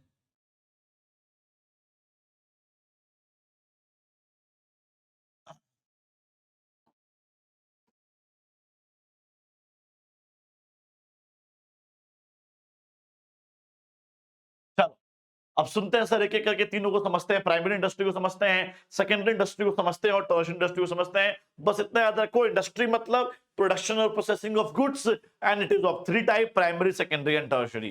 ठीक है जी। सर प्राइमरी इंडस्ट्री क्या होती है, नाम से कुछ आइडिया लग रहा है क्या सर? प्राइमरी इंडस्ट्री जहां पर सर रॉ मटेरियल तैयार किया जाएगा, जहां पर प्राइमरी रिसोर्सेज तैयार किए जाएंगे, उसे बोलते हैं मेरे भाई primary industry. So primary industry या primary industry that branch of industry is that branch of industry which is engaged in is that branch of industry which is engaged in which is engaged in producing raw material or primary resources by using natural resources, natural resources। ठीक है जी। तो natural resources का इस्तेमाल करके जिस industry में primary resource या रॉ मटेरियल को तैयार किया जाएगा, that industry will be known as primary industry. का इस क्लियर है? सिंपल लैंग्वेज में जानबूझ के अपने हाथ से लिख रहा हूं ताकि लैंग्वेज आपको सिंपल मिल सकेगा इस। ठीक है, ओके। आ जाओ सर, सेकेंडरी इंडस्ट्री। तो मेरे भाई सेकेंडरी इंडस्ट्री वो इंडस्ट्री होती है जहां पर क्या किया जाता है सर, जहां पर प्राइमरी रिसोर्स को फिनिश गुड्स में कन्वर्ट करते हैं। ठीक है जी, ओके। तो secondary industry is that branch of is that branch of industry which is engaged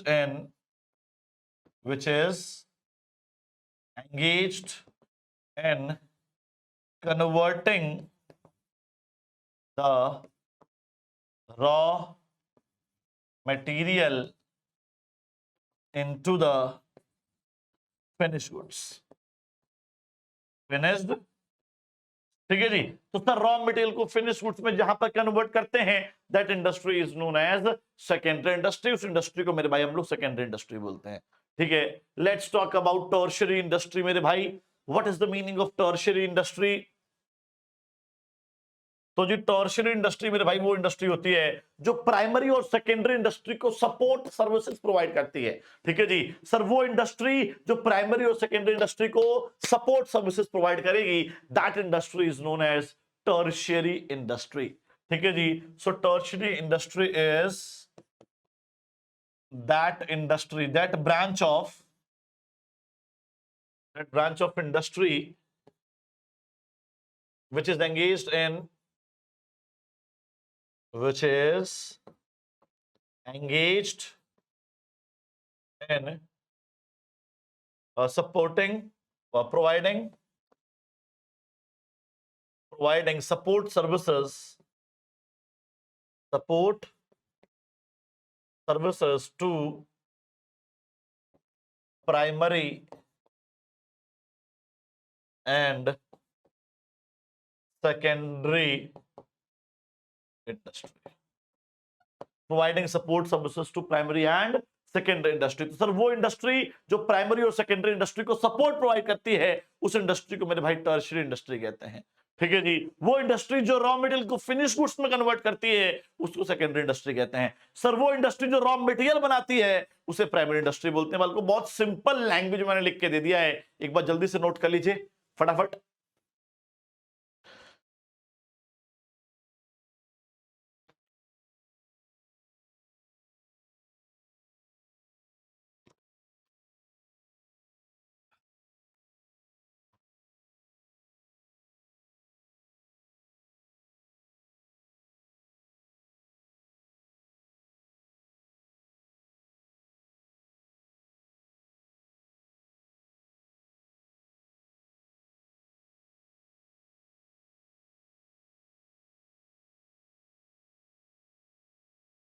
चलिए सर, लेट्स मूव अहेड, आगे बढ़ते हैं।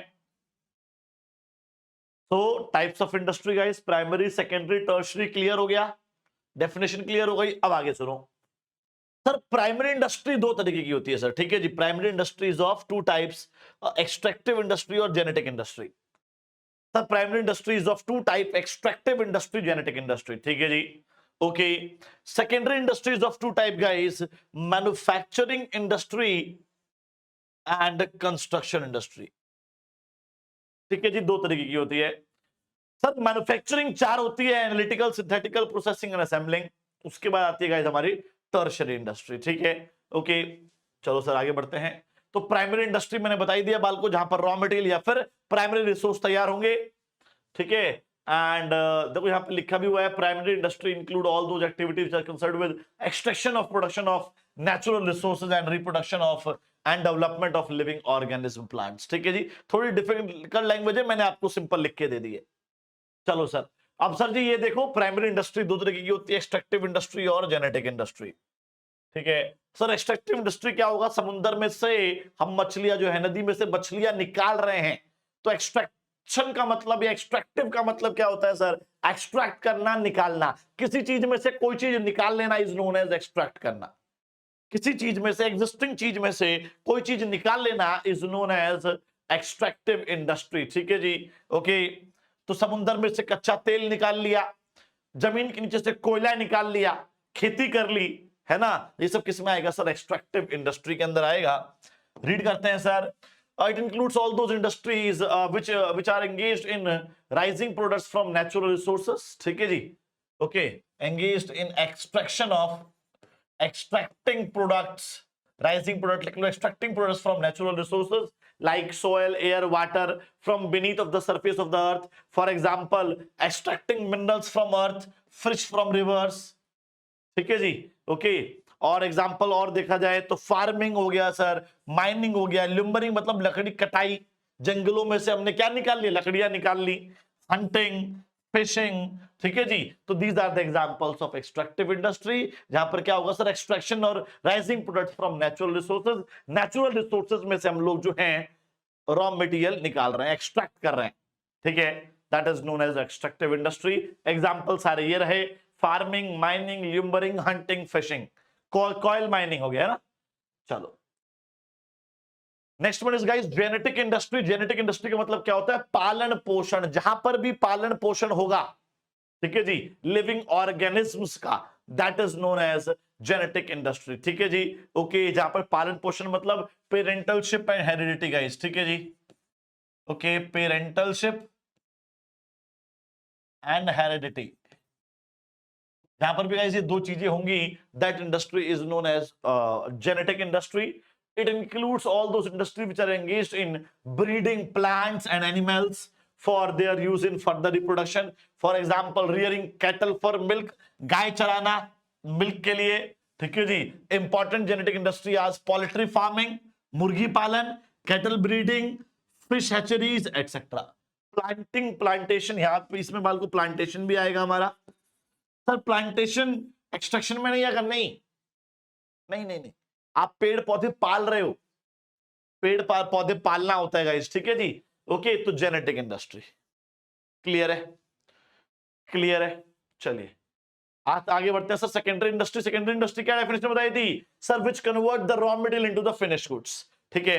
अब ये दो तरीके की होती है सर, ठीक है। तो यहां पर भाई लिखा होगा कि सर मेरी वाली डेफिनेशन याद करो ना, इसको डेफिनेशन को हटा देते हैं ऐसे। एक सेकंड रुकिए, मैं आपको ऑलरेडी डेफिनेशन दे चुका हूं, मैं इस पेज को डिलीट कर रहा हूं, ठीक है। आ जाओ सर। उसके बाद बताया था मैंने कि सेकेंडरी इंडस्ट्री दो तरीके की होती है सर, मैन्युफैक्चरिंग एंड कंस्ट्रक्शन, ठीक है। सेकेंडरी इंडस्ट्री मेरे भाई दो तरीके की होती है सर। फर्स्ट होता है मैन्युफैक्चरिंग, दूसरा होता है मेरे भाई कंस्ट्रक्शन।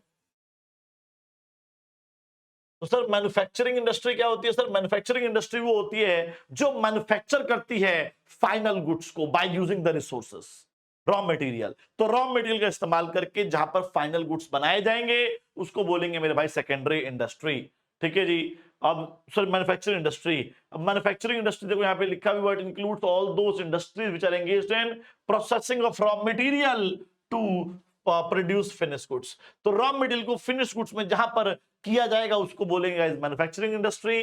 ठीक है, मैन्युफैक्चरिंग इंडस्ट्री को बाद को फर्दर 4 पार्ट्स में डिवाइड किया जाता है। क्या क्या है वो? Analytical industry, hand to hand यही समझा देता हूं, सुनते जाना। सर एनालिटिकल इंडस्ट्री वो इंडस्ट्री होती है जिसमें एक ही प्रोडक्ट को मल्टीपल प्रोडक्ट्स में सेपरेट किया जाता है। ठीक है जी, in which raw material is categorized, in which raw material is separated into multiple products. Example, crude oil, कच्चा तेल समुद्र से निकाला, एक्सट्रैक्टिव इंडस्ट्री उसको छान रहे हैं, रिफाइन कर रहे हैं, तो कभी पेट्रोल निकल रहा है, कभी डीजल निकल रहा है, कभी कैरोसिन निकल रहा है। ठीक है जी, that is analytical industry. Next synthetical industry, जहां पर 2 या 2 से ज्यादा चीजों को मिक्स करके, कंबाइन करके एक प्रोडक्ट बनाया जाए। Example, cement and paint.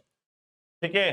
Processing industry, जहां पर एक प्रोसेस फॉलो होगा और चीजें बन के आएंगी। गुड़ से गन्ने से गुड़, गुड़ से चीनी। ठीक है जी, लकड़ी की छाल से गुद्दी और गुद्दी से सर जी क्या? पेपर। तो sugar and paper. Assembling industry, various components, various parts are assembled together, combined together to make a product, and that is known as assembling industry. Example, car, TV, radio. ठीक है। आ जाओ sir, analytical industry पढ़ते हैं sir. In this industry the basic raw material are analysed and separated into different finish product. For example, crude oil is processed into many finished products like kerosene, petrol, diesel. Example भी same ही है। ठीक है, आगे बढ़ते हैं sir. Synthetical industry, 2 या 2 से ज्यादा रॉ मटेरियल कंबाइन करेंगे, 2 और more raw material combine together to make a product. ठीक है जी, एग्जाम्पल, सीमेंट एंड पेंट।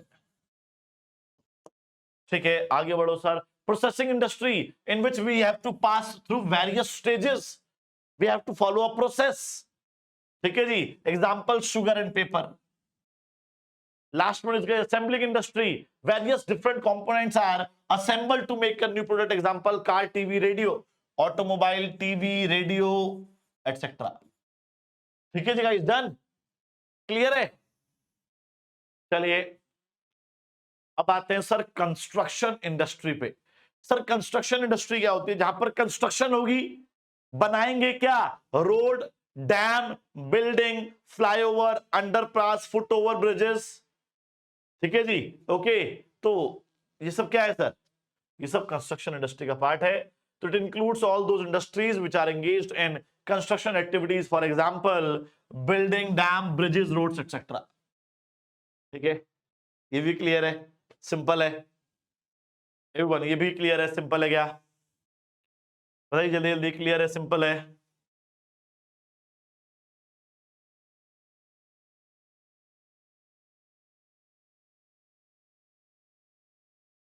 चलिए सर, अगर ये भी क्लियर है, सिंपल है, so let's move to the next question, next point. Sorry, tertiary industry, definition बता चुका हूं already, which provide support services to primary and secondary industry।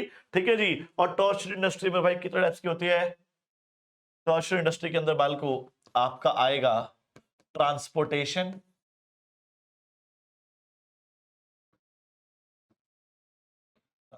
Where housing, insurance, banking and communication.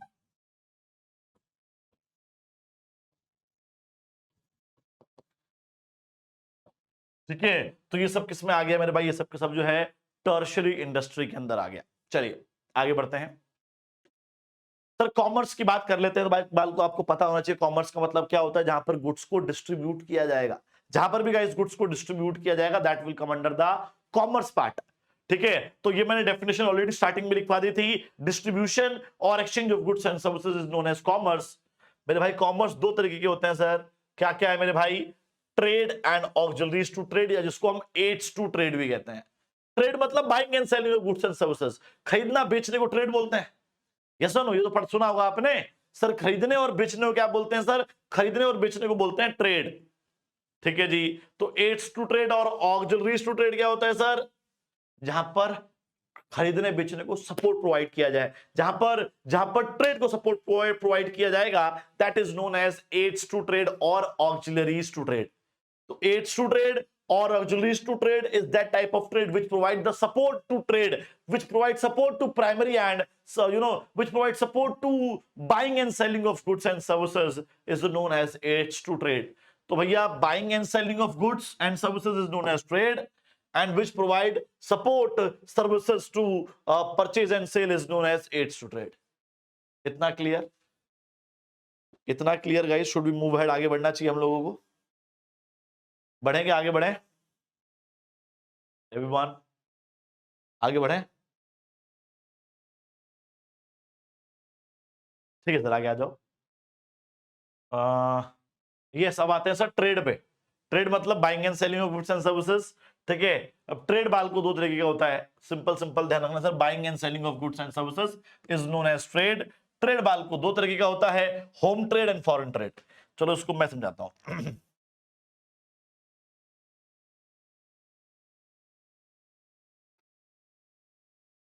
Trade जो है मेरे भाई, trade is categorized into two categories.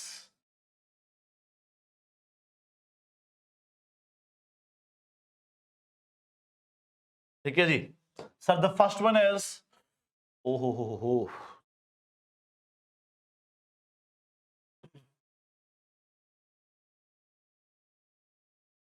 Sir, the first one is guys, इसको हम लोग होम ट्रेड बोलते हैं।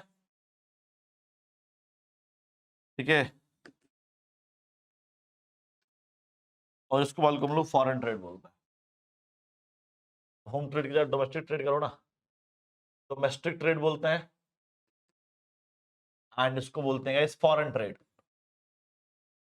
Foreign trade, ठीक है जी। तो सर डोमेस्टिक ट्रेड के और नाम क्या क्या है? तो बालको domestic trade is also known as national trade, home trade, internal trade. National trade, home trade, internal trade. क्या बोला सर मैंने? नेशनल ट्रेड, होम ट्रेड और इंटरनल ट्रेड। ठीक है जी, नेशनल ट्रेड, होम ट्रेड और इंटरनल ट्रेड। अगर foreign trade की बात करें तो क्या क्या आएगा मेरे भाई? फॉरेन ट्रेड में क्या क्या आएगा sir? International trade, foreign trade और एक्सटर्नल ट्रेड। ठीक है, मैं नाम लिख भी देता हूं। Domestic trade is also known as national trade, home trade, ठीक है, और internal trade.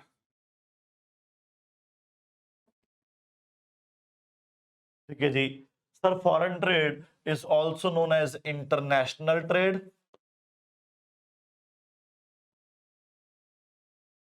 It is also known as external trade, है ना? Okay, and foreign trade. चलो सर फिर आगे बढ़ते हैं। अब सर डोमेस्टिक ट्रेड की डेफिनेशन क्या बनी sir? The trade which takes place within the boundaries of a country.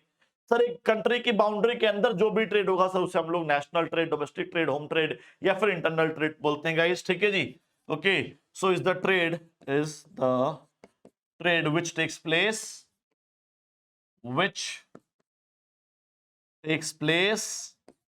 With in the boundaries of a country, within the boundaries of a country। ठीक है जी, आ जाओ सर फॉरेन ट्रेड की बात कर लेते हैं sir. Outside the boundaries of a country is known as foreign trade. Outside the boundaries of a national frontier, देश की सीमाओं के बाहर जो भी ट्रेड होगा उसे बोलेंगे मेरे भाई फॉरेन ट्रेड। ठीक है जी, okay. Is the trade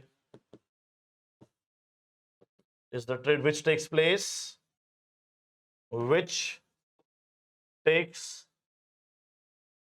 place outside the boundaries of a country। ठीक है जी, डन हो गया। So within the boundaries of a country is domestic trade, outside the boundaries of a country is known as foreign trade. चलिए ठीक है। अब sir जो home trade है, जो इंटरनल ट्रेड है, वो भी दो तरह का होता है sir, wholesale trade, retail trade. और जो फॉरेन ट्रेड है सर जी, जो इंटरनेशनल ट्रेड है, वो तीन तरह का होता है, इंपोर्ट, एक्सपोर्ट, एंटरपोर्ट। एक एक करके समझते हैं। Internal trade definition guys already लिख चुका हूं। ठीक है, इंटरनल ट्रेड दो तरीके का बाल को, होलसेल ट्रेड, रिटेल ट्रेड। अब होलसेल ट्रेड और रिटेल ट्रेड की डेफिनेशन देख लेते हैं एक बार। सर होलसेल ट्रेड क्या होता है, सुनना please. Sir wholesale trade is a trade in which the wholesaler buys goods from manufacturer, ठीक है जी, in bulk quantity and sell it to retailer in smaller quantity. कोई दिक्कत परेशानी? ठीक है जी, तो इसी को लिख देते हैं बस। Wholesale trade is a trade in which the wholesaler buys goods from manufacturer in bulk quantity and sell it to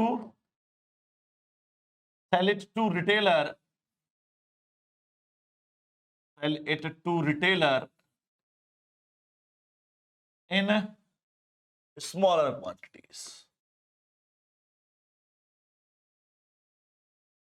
कोई दिक्कत परेशानी मेरे भाई? क्लियर है इतना? हाँ जी क्लियर है क्या? आ जाओ सर, नेक्स्ट पे आते हैं फिर। Next one is whole retail trade.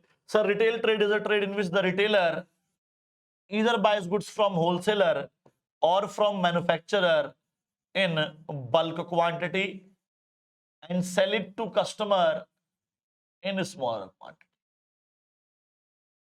ठीक है जी, डन है जी। आ जाओ सर, लिख लेते हैं इसको भी, रिटेल ट्रेड। ठीक है जी, so retail trade is a trade in which the retailer buys goods from either from buys goods either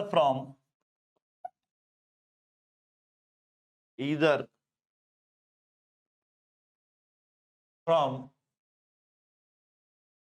wholesaler in wholesaler or manufacturer in bulk quantity and sell it to customers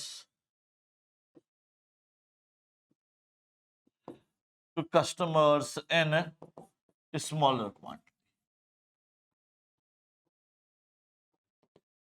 ठीक है जी, sell it to customer in smaller quantity. ठीक है बालको, तो wholesale trade वो trade होता है गाइस जिसमें होलसेलर जो है, सुनना प्लीज, होलसेल ट्रेड गाइस वो ट्रेड होता है जिसके अंदर होलसेलर जो है क्या करता है सर, बल्क क्वांटिटी में खरीदता है मैन्युफैक्चरर से और रिटेलर को स्मॉलर क्वांटिटी में बेच देता है। रिटेल ट्रेड वो ट्रेड होता है गाइस जिसके अंदर रिटेलर या तो होलसेलर से खरीदेगा या मैन्युफैक्चरर से खरीदेगा। अगर बड़ा रिटेलर है तो वो होलसेलर से ना खरीद के कई बार डायरेक्टली मैन्युफैक्चरर से खरीद लेता है in bulk quantity and sell it to customers in smaller quantity guys. ठीक है, डन है। आ जाओ सर, एक्सटर्नल ट्रेड की डेफिनेशन गाइस मैं ऑलरेडी लिख चुका हूं। ठीक है, फिर आगे बढ़ते हैं। एक्सटर्नल ट्रेड बाल को तीन तरीके का, import, export, entrepot. Import, export, entrepot. आ जाओ, तीनों की डेफिनेशन देख लेते हैं सर एक बार। पहला आ गया इंपोर्ट ट्रेड। इंपोर्ट का मतलब क्या होता है, या पहले एक्सपोर्ट लिख ले, एक्सपोर्ट ही लिख लेते हैं पहले, है ना। What is the meaning of export? Selling goods to a foreign country, simple सा। Selling goods to a foreign country, foreign country में माल बेच देना इज नोन एज एक्सपोर्ट। ठीक है जी, तो export means selling goods to a foreign country. ठीक है जी, आगे बढ़ते हैं सर, नेक्स्ट पे आ जाओ, इंपोर्ट पे आ जाओ। इंपोर्ट क्या होता है sir? What is the meaning of import? ठीक है जी, तो sir import means buying goods from a foreign country. Sir foreign country से कोई खरीद के उसी कंट्री में यूज करना है and using it in the same country. तो buying goods from a foreign country and using it in the same country is known as import. ठीक है जी, okay, so import means buying goods from a foreign country and using it in the same country. So buying goods from a foreign country and using it in the same country is known as import. ठीक है जी, अब बात कर लेते हैं मेरे भाई किसकी, एंट्रेपॉट की। सर एंट्रेपॉट क्या होता है, सुनना प्लीज। अब एग्जांपल दे देता हूं, selling goods to America export, buying goods from America and using it in India import, buying goods from America and reselling it to Nepal entrepot. ठीक है जी, आ गया समझ में?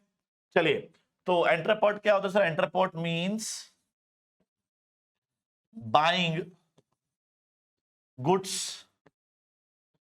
From a foreign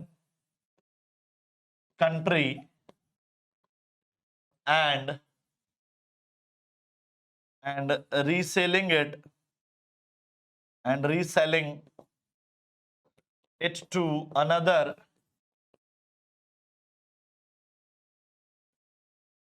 country is known as entrepot guys। ठीक है जी, done है जी। चलिए सर, अब बात कर लेते हैं ऑक्सिलरीज टू ट्रेड। मैं डेफिनेशन ऑलरेडी दे चुका हूं guys, which provide support services to trade, which provide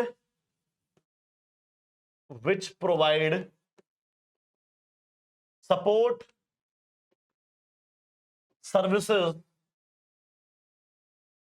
services to trade is known as aids to trade या फिर auxiliaries to trade। पहला पॉइंट है transportation, warehousing, banking, insurance, communication and advertising. ठीक है जी, तो ये 6 सर्विसेज जो है गाइस सपोर्ट प्रोवाइड करते हैं किसको? ट्रेड को। किसको? Buying and selling of goods को। सर ये ट्रांसपोर्टेशन तो टर्शरी में भी था, ये warehousing, insurance, banking, communication tertiary में भी था, तो ये कैसे पहचानेंगे कि ये एड्स टू ट्रेड का ट्रांसपोर्टेशन है या टर्शरी इंडस्ट्री का? तो सुनो प्लीज बड़े ध्यान से, अगर ट्रांसपोर्टेशन का इस्तेमाल माल बनाने में हो रहा है, प्राइमरी और सेकेंडरी इंडस्ट्री में हो रहा है, तो आंसर टर्शरी इंडस्ट्री है। और अगर ट्रांसपोर्टेशन का इस्तेमाल माल बेचने में हो रहा है, डिस्ट्रीब्यूशन और एक्सचेंज में हो रहा है, तो आंसर एड्स टू ट्रेड है। ऐसे ही बाल को बाकी भी है।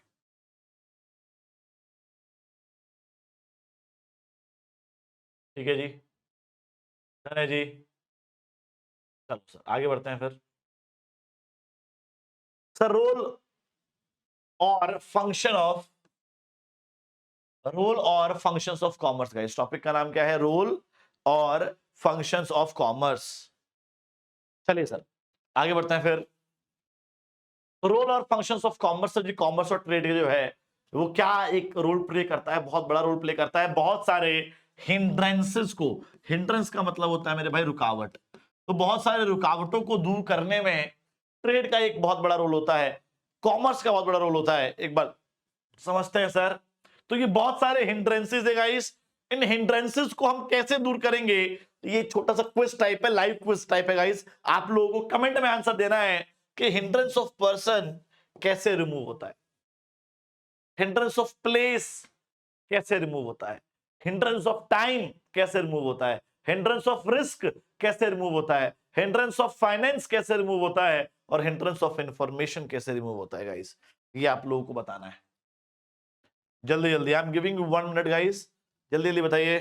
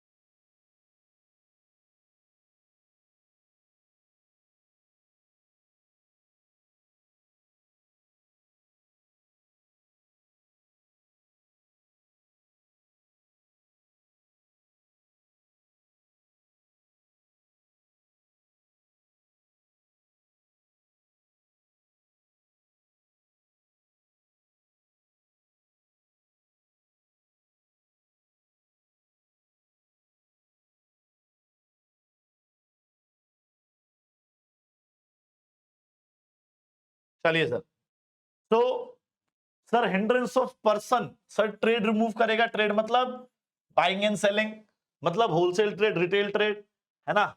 हिंड्रेंस ऑफ प्लेस, ट्रांसपोर्टेशन दिखेगा सर, एक प्लेस से दूसरे प्लेस पे, ठीक है sir. Hindrance of time, sir warehousing, गोदामों में हम स्टोर करके रखते हैं ताकि फ्यूचर डिमांड के लिए हम लोग चीजों को अवेलेबल करवा पाए। Hindrance of risk, insurance.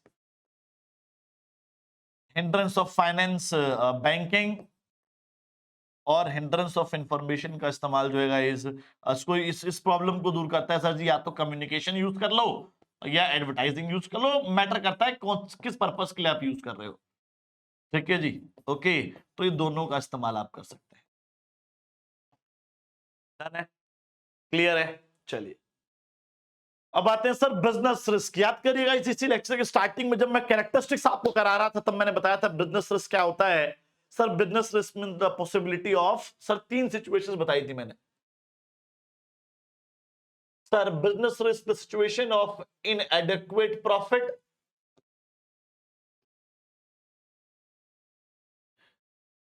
No profit और लॉसेस, ठीक है जी।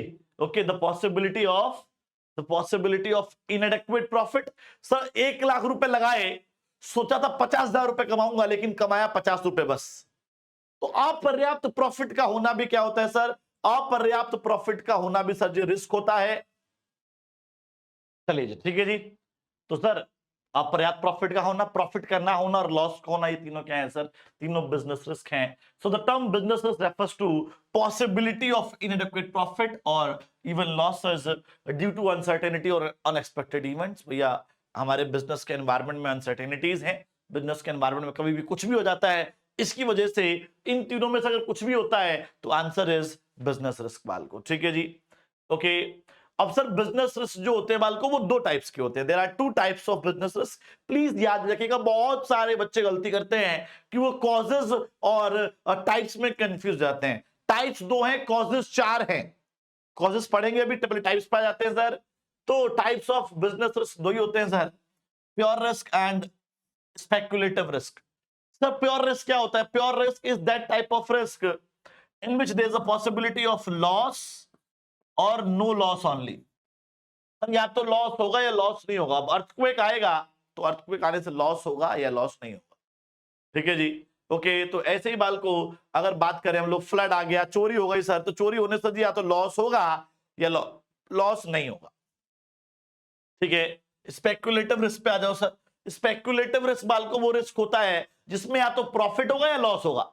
अब sir change in demand, demand change हुई, फैशन चेंज हुआ, फैशन चेंज होगा तो किसी को प्रॉफिट होगा किसी को लॉस होगा, ठीक है जी। Okay, the possibility of profit as well as loss, that type of risk is speculative risk. तो प्योर रिस्क वो रिस्क होता है जिसमें या तो लॉस होगा या लॉस नहीं होगा। स्पेक्युलेटिव रिस्क वो रिस्क होता है जिसमें या तो प्रॉफिट होगा या फिर लॉस होगा, ठीक है। ओके, आगे बढ़ते हैं sir. Nature of business risk पे आते हैं सर, ठीक है। तो पहला है sir business risk arises due to uncertainties. Sir business risk क्यों अराइज होता है? क्योंकि बिजनेस रिस्क जो अराइज इसलिए होता है क्योंकि मार्केट में क्या है सर, अनसर्टेनिटी है। अनसर्टेनिटी मतलब अनिश्चितता है, हमें नहीं पता कल कब क्या हो जाए। अगर पता हो तो रिस्क ही ना हो। तो रिस्क क्यों है? क्योंकि अनसर्टेनिटी है। रिस्क क्यों नहीं होता? अगर सर्टेनिटी होती, ठीक है। अगला है sir risk is an essential part of every business. Sir हर बिजनेस के अंदर रिस्क होता ही है, ठीक है जी। Okay, there is no business in the world which has no risk. ऐसा कोई बिजनेस नहीं है इस पूरे वर्ल्ड में जिसमें रिस्क ना हो। Profit is the reward for risk taking. Sir profit जो है, रिस्क लेने के बदले क्या मिलता है? प्रॉफिट मिलता है, ठीक है जी। ज्यादा रिस्क लेंगे ज्यादा प्रॉफिट मिलेगा, कम रिस्क लेंगे कम प्रॉफिट मिलेगा, रिस्क नहीं लेंगे तो प्रॉफिट नहीं मिलेगा। Degree of risk depends on nature and size of business. Sir nature मतलब, अब जैसे मान लेते हैं सर बिजनेस के 2 नेचर होते हैं, ठीक है जी। ओके, मैन्युफैक्चरिंग नेचर का बिजनेस होता है, ठीक है जी, और ट्रेडिंग नेचर का बिजनेस होता है। मैन्युफैक्चरिंग मतलब माल बनाना, ट्रेडिंग मतलब माल बांटना। तो मैन्युफैक्चरिंग में माल को रिस्क होता है ज्यादा, माल बनाने में रिस्क ज्यादा होता है और माल बांटने में रिस्क कम होता है। तो नेचर पे डिपेंड करता है सर रिस्क। साइज पे भी डिपेंड करता है। साइज मतलब सर जी 2 ही तरह के साइज मान लेते हैं सर, ठीक है जी। ओके, एक होता है सर जी लार्ज साइज, एक होता है sir small size. Sir large size में रिस्क ज्यादा होगा, स्मॉल साइज में रिस्क कम होगा। ठीक है जी, डन है जी। चलिए आगे बढ़ते हैं sir. Causes of business risk पे आते हैं सर। पहला क्या है सर? पहला कॉज है natural causes. Sir natural causes are those causes in which the risk arises due to natural calamities. Risk arises due to natural calamities. ठीक है जी, ओके। प्राकृतिक आपदाओं की वजह से, फ्लड, साइक्लोन, ठीक है जी, तो फ्लड की वजह से, साइक्लोन की वजह से, ठीक है जी, ओके, ड्रॉट की वजह से, तो कोई भी नेचुरल कैलेमिटी होगी, उसने अर्थक्वेक की वजह से कोई भी नेचुरल कैलेमिटी हुई और उसकी वजह से लॉस क्रिएट होगा, रिस्क क्रिएट होगा, so that cause is known as natural causes. Next one human causes. Human causes are those causes in which the risk arises due to human related factors. Human related factors like mismanagement, dishonesty, bad debt, riots, दंगे, ठीक है जी, okay, strike, theft. तो human की वजह, जिसमें human कहीं ना कहीं इन्वॉल्व हो जाए, those risk are known as human risk. Next one is guys economic causes in which the risk arises due to economical factors.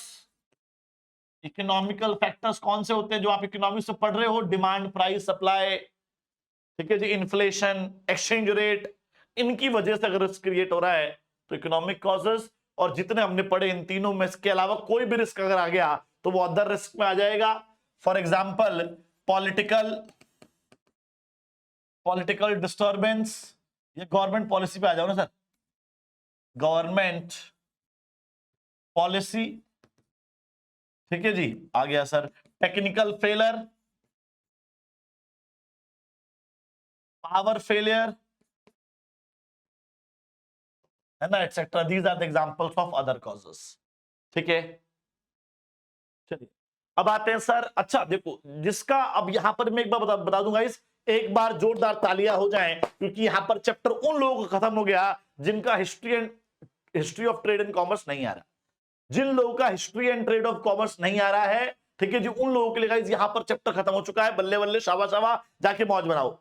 जिन लोगों का आ रहा है, अभी भाई 10 मिनट और लगेंगे, हम ये टॉपिक खत्म कर लेते हैं फटाफट, ठीक है जी, 10 मिनट के अंदर खत्म हो जाएगा, ज्यादा टाइम नहीं लगेगा। चलो sir, commerce is a wider term. Sir commerce एक बहुत बड़ा वाइडर टर्म है। कॉमर्स का काम क्या है सर? प्रोड्यूसर से माल उठा के कंज्यूमर तक पहुंचाना, ठीक है जी, ओके।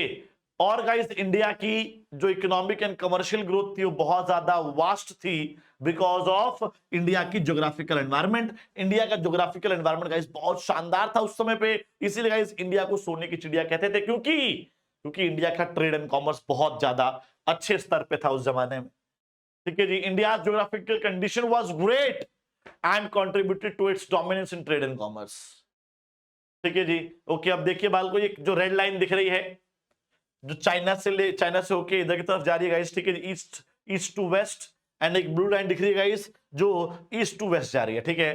तो सर इस रेड लाइन को बोलते हैं मेरे भाई हम लोग सिल्क रूट,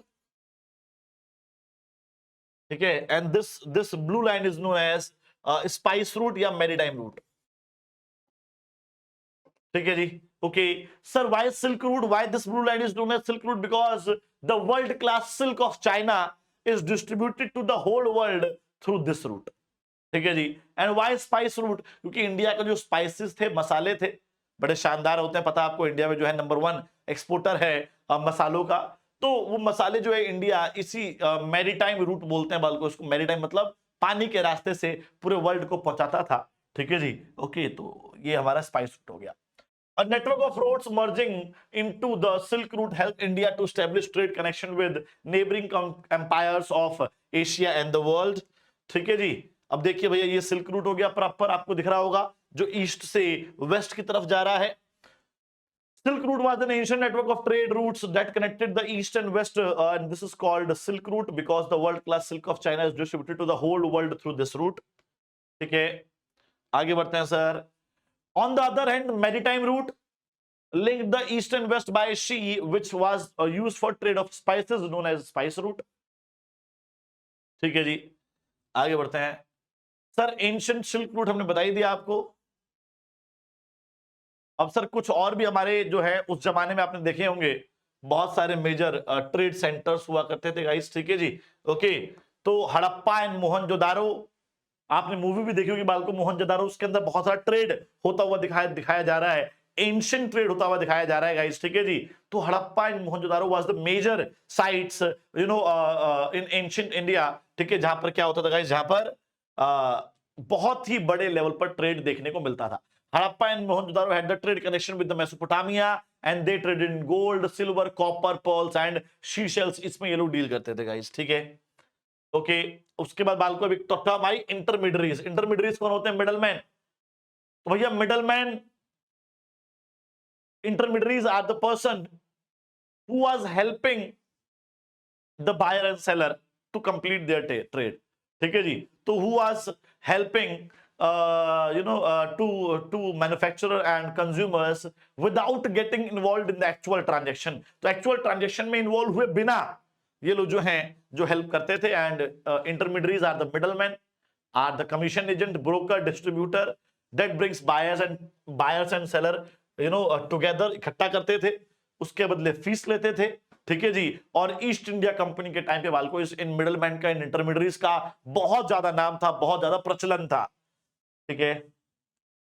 आगे ट्रांसपोर्टेशन का मतलब क्या होता है सर? प्लेस ऑफ प्रोडक्शन से चीजें प्लेस ऑफ कंजप्शन तक पहुंचाना। प्लेस ऑफ प्रोडक्शन से गाइस चीजें प्लेस ऑफ कंजप्शन तक पहुंचाना is known as transportation. And transportation बालको उस जमाने में दो ही तरह से होता था, लैंड के थ्रू एंड वाटर के थ्रू, ठीक है।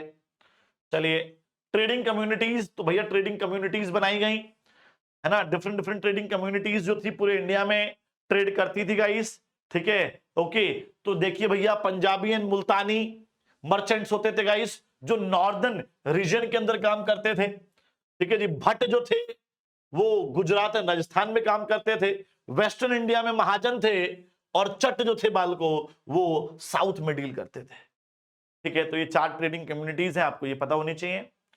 उसके बाद मर्चेंट कॉर्पोरेशंस, मेरे भाई मर्चेंट कॉर्पोरेशंस बनाए गए to protect and promote the interest of traders, traders के इंटरेस्ट को प्रोटेक्ट एंड प्रमोट करने के लिए ये मर्चेंट कॉर्पोरेशंस जो थे डायरेक्टली किंग से डील करते थे, इनके खुद के रूल्स एंड रेगुलेशंस होते थे, ठीक है, जो ये ट्रेड वगैरह के लिए कर वगैरह टैक्स वगैरह चार्ज करते थे गाइस, ठीक है जी। ओके, टैक्स कलेक्टर्स थे, मार्केट सेटलर्स थे। चलिए, मेजर ट्रेड सेंटर, तो भैया उस जमाने में मेजर ट्रेड कहां कहां होता था guys? Pataliputra, export of stones, Peshawar, export of wool and horses, Taxila, centre for learning, Taxila university होती थी, Indraprastha, commercial route on royal road, ठीक है। तो रॉयल रोड्स होते थे गाइस, ओके, जैसे आजकल वाले को हमारे हाईवेज होते हैं, एक्सप्रेस वेज होते हैं, तो Indraprastha commercial route on royal road, Mathura emporium of trade, Varanasi centre for textile, Ujjain different types of cloths, Mithila trading colonies with China guys, specially in Yunnan, तो ट्रेडिंग कॉलोनीज थी गाइस मिथिला से चाइना तक, ठीक है जी। Surat gold border, zari border के लिए बाल को फेमस था, टेक्सटाइल इंडस्ट्री थी। Kanchi trade for pearls, glasses and red stones, Madura pearls fisheries, Bharuch link with all important marts, Kaveripattinam trade of perfume, cosmetic, scent and Tamralipti guys, Tamralipti greatest port connected by both sea and land, ठीक है। Next, major export and import, उस जमाने में guys major export क्या होता था?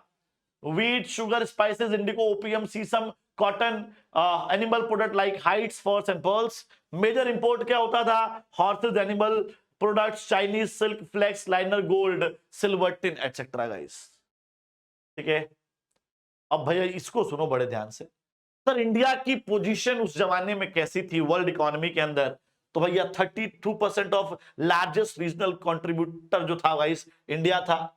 1000 AD के time पे गाइस 1/3 मतलब 25% हो गया, फिर 20% हो गया वर्ल्ड की वेल्थ का, फिर भाई 25% से है ना 24.36% आ गया मेरे भाई, ठीक है। ओके, उसके बाद 1600 एडी के टाइम पे को 24.41% हो गया, फिर 24.46 हो गया 1780 टाइम पे गाइस, 1750 के टाइम पे 25% पे आ गया, 1850 के टाइम पे गाइस कितना आ गया?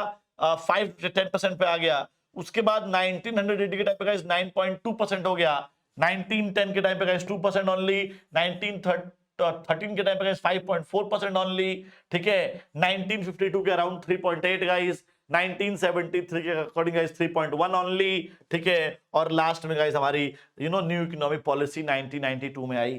तो सिंपल कुछ याद नहीं रखना है, इसे आता तो नहीं है गाइस, कभी भी नहीं आया आज तक, ठीक है। बस सिंपली आपको इंडिया की पोजीशन दिखा रखी है वर्ल्ड इकोनॉमी में स्टार्टिंग से लेके आज तक 1992 तक, जब एलपीजी पॉलिसी आई थी, न्यू इकोनॉमिक पॉलिसी आई थी। तो कहां बात को हम 32% थे, फिर हम लोग तो 33% हुए, है ना, तो 25% हुए, उसके बाद 24% हो गए, उसके बाद 24.41% हो गए। तो ये पूरी पोजीशन दिखा रखी है इंडिया की, जो स्टार्टिंग से लेके अब तक की चली है, ठीक है जी गाइस। ओके, लास्ट टॉपिक बाल को, इंडिजीनियस बैंकिंग सिस्टम, हमारा अपना खुद का स्वदेशी बैंकिंग सिस्टम, ठीक है जी। तो sir according to Indian central banking inquiry committee का, इस पुराने जमाने में बैंक क्या होते थे, एक इंसान ही होता था। गांव का सबसे अमीर, है ना, मुंशी जी होते थे या सेठ सेठ जी होते थे, ठीक है जी। तो वही बैंक थे, उनके पास ही लोग जाते थे, उनसे ही उधार लेते थे और उन्हीं को पैसा ब्याज वगैरह दे देते थे। तो एन इंडिजीनियस बैंकर और bank is defined as an individual, है कि एक बंदा होता था या कुछ लोग साथ मिलके खुद से बैंक खोल लेते थे गाइस, ठीक है जी। ओके, हुंडी में डील करते थे और उधार दिया करते थे। This system indigenous banking system guys हमारे ऋग्वेद के अंदर मेंशन किया गया है बार बार। तो बहुत पुराना सिस्टम है बैंकिंग सिस्टम, ठीक है जी। इकोनॉमिक लाइफ जैसे जैसे बढ़ती गई वैसे वैसे गाइस मेटालिक मनी और बैंकिंग सिस्टम का यूज बढ़ता गया, ठीक है जी गाइस। अब जो बैंकर्स होते हैं गाइस, उसको तीन कैटेगरी में डिवाइड किया गया। एक बाल को मुल्तानी बैंकर्स, जो सिर्फ बैंकिंग बिजनेस करते थे। दूसरे साहूकार, जो बैंकिंग और ट्रेड का कॉम्बिनेशन यूज करते थे, सॉरी, जो सिर्फ ट्रेड करते थे। और मारवाड़ीज एंड बंगालीज, जो बैंकिंग और ट्रेड का कॉम्बिनेशन यूज करते थे गाइस, ठीक है जी। ओके, तो Multani bankers only they were dealing in banking business. Sahukar they were dealing only in trade, and Marwaris and Bengalis they were dealing the combination, ठीक है जी, of banking and trade guys. आगे बढ़ते हैं। इंडिजीनियस बैंकर जो है गाइस, वो लोन देता था। अब लोन क्या लेके देता था भाई, हुंडी लेके देता था। हुंडी मतलब एक तरह से प्रोमिसरी नोट होता था। प्रोमिसरी नोट क्या होता है, आपने अकाउंट में पढ़ लिया होगा, है ना, जिसमें हम एक पेपर होता है जिसमें हम प्रॉमिस करते हैं कि I will pay you this amount after this period of time, that is promissory note, ठीक है। तो हुंडी बाल को एक तरह से प्रोमिसरी नोट की तरह होता है, जिसका इस्तेमाल इंडिजीनियस बैंकिंग सिस्टम के टाइम पे बहुत होता था। हुंडी रेफर्स टू फाइनेंशियल इंस्ट्रूमेंट, हुंडी बाल को एक फाइनेंशियल इंस्ट्रूमेंट है, एक पैसे वाला दस्तावेज है, ठीक है जी। ओके, इंडियन सब कॉन्टिनेंट में ट्रेड और क्रेडिट ट्रांजैक्शंस के लिए यूज होता था, माल खरीदने बेचने के लिए और उधार लेने देने के लिए गाइस यूज होता था हुंडी का, ठीक है जी। ओके, तो हुंडी के बाल को तीन मेजर यूज थे, as a remittance instrument, funds को ट्रांसफर करने के लिए, क्रेडिट इंस्ट्रूमेंट, उधार लेने के लिए, ट्रेड ट्रांजैक्शन, माल खरीदने बेचने के लिए, ठीक है जी। अब सर टाइप्स ऑफ हुंडी, पहला दर्शनी हुंडी, जिसमें पैसे बाल को आपको दर्शन देने के बाद मिलेंगे। जब आप आओगे दर्शन दोगे पैसे मिल जाएंगे, डिमांड बिल की तरह, जब आप डिमांड करोगे पैसे मिल जाएंगे। मुद्दती हुंडी, मियादी हुंडी, बड़े मुद्दतों के बाद, एक टाइम पीरियड के बाद पैसे मिलेंगे, टाइम बिल की तरह होता है। शाहजोग हुंडी गाइस, जो सिर्फ एक रिस्पेक्टफुल पर्सन के लिए यूज होता है, ठीक है जी। ओके, राजा महाराजाओं के लिए यूज होता है, क्रॉस चेक की तरह होता है भैया, जिसका नाम लिखा होगा उसी को देंगे शाहजोग हुंडी। उसके बाद है बाल को नाम जोग हुंडी, बिल्स ऑफ एक्सचेंज की तरह होता है गाइस, देखो वो एक चेक की तरह यूज होता है शाहजोग हुंडी, और ये माल उधार खरीदने बेचने के लिए होता है, ठीक है जी। वो बैंकिंग ट्रांजैक्शन के लिए होता है, ये ट्रेड ट्रांजैक्शन के लिए यूज होता है नाम जोग हुंडी गाइस, ठीक है जी।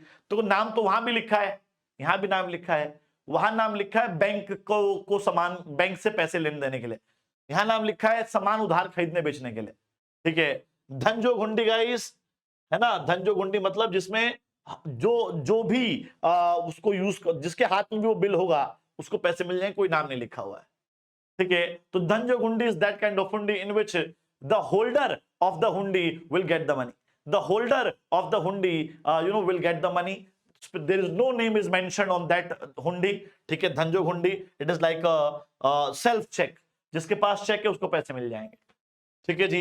जोखिमी हुंडी का क्या होता है, इट्स लाइक इंश्योरेंस कॉन्ट्रैक्ट। तो कई बार भाई पहले इंश्योरेंस तो कॉन्ट्रैक्ट तो नहीं होते थे, तो इंश्योरेंस कॉन्ट्रैक्ट की जगह बाल को हम लोग जोखिमी हुंडी यूज करते थे। ठीक है जी, जवाबी हुंडी गाइस लेटर ऑफ रिकमेंडेशन कि भैया इस बंदे को इतने पैसे दे देना, that is letter of recommendation.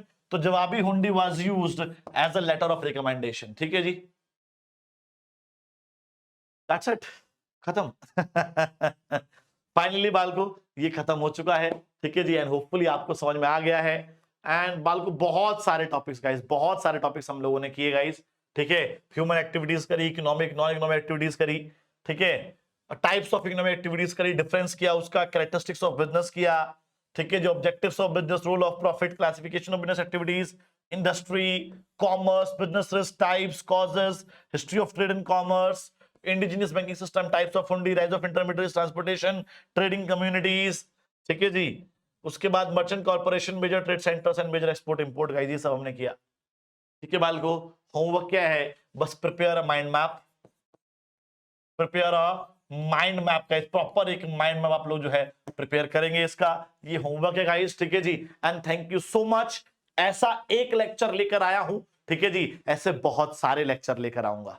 तो I will request teacher everyone, अगर मजा आया हो या क्या कमी लगी हो आप लोग मुझे कमेंट में बताना, मैं उसको ठीक करूंगा। ठीक है, एंड हम बहुत ही जल्द बाल को एक और लेक्चर लेके आपके सामने आ जाएंगे। तब तक के लिए पढ़ते रहिए, पढ़ाते रहिए, ज्ञान को बढ़ाते रहिए, यूं ही मुस्कुराते रहिए, और मुस्कुराते मुस्कुराते हमारी क्लास में आते रहिए। बाय, टेक केयर, जय हिंद, जय भारत गाइस, ख्याल रखिए अपना, love you all, take care, take care, take care, take care, take care.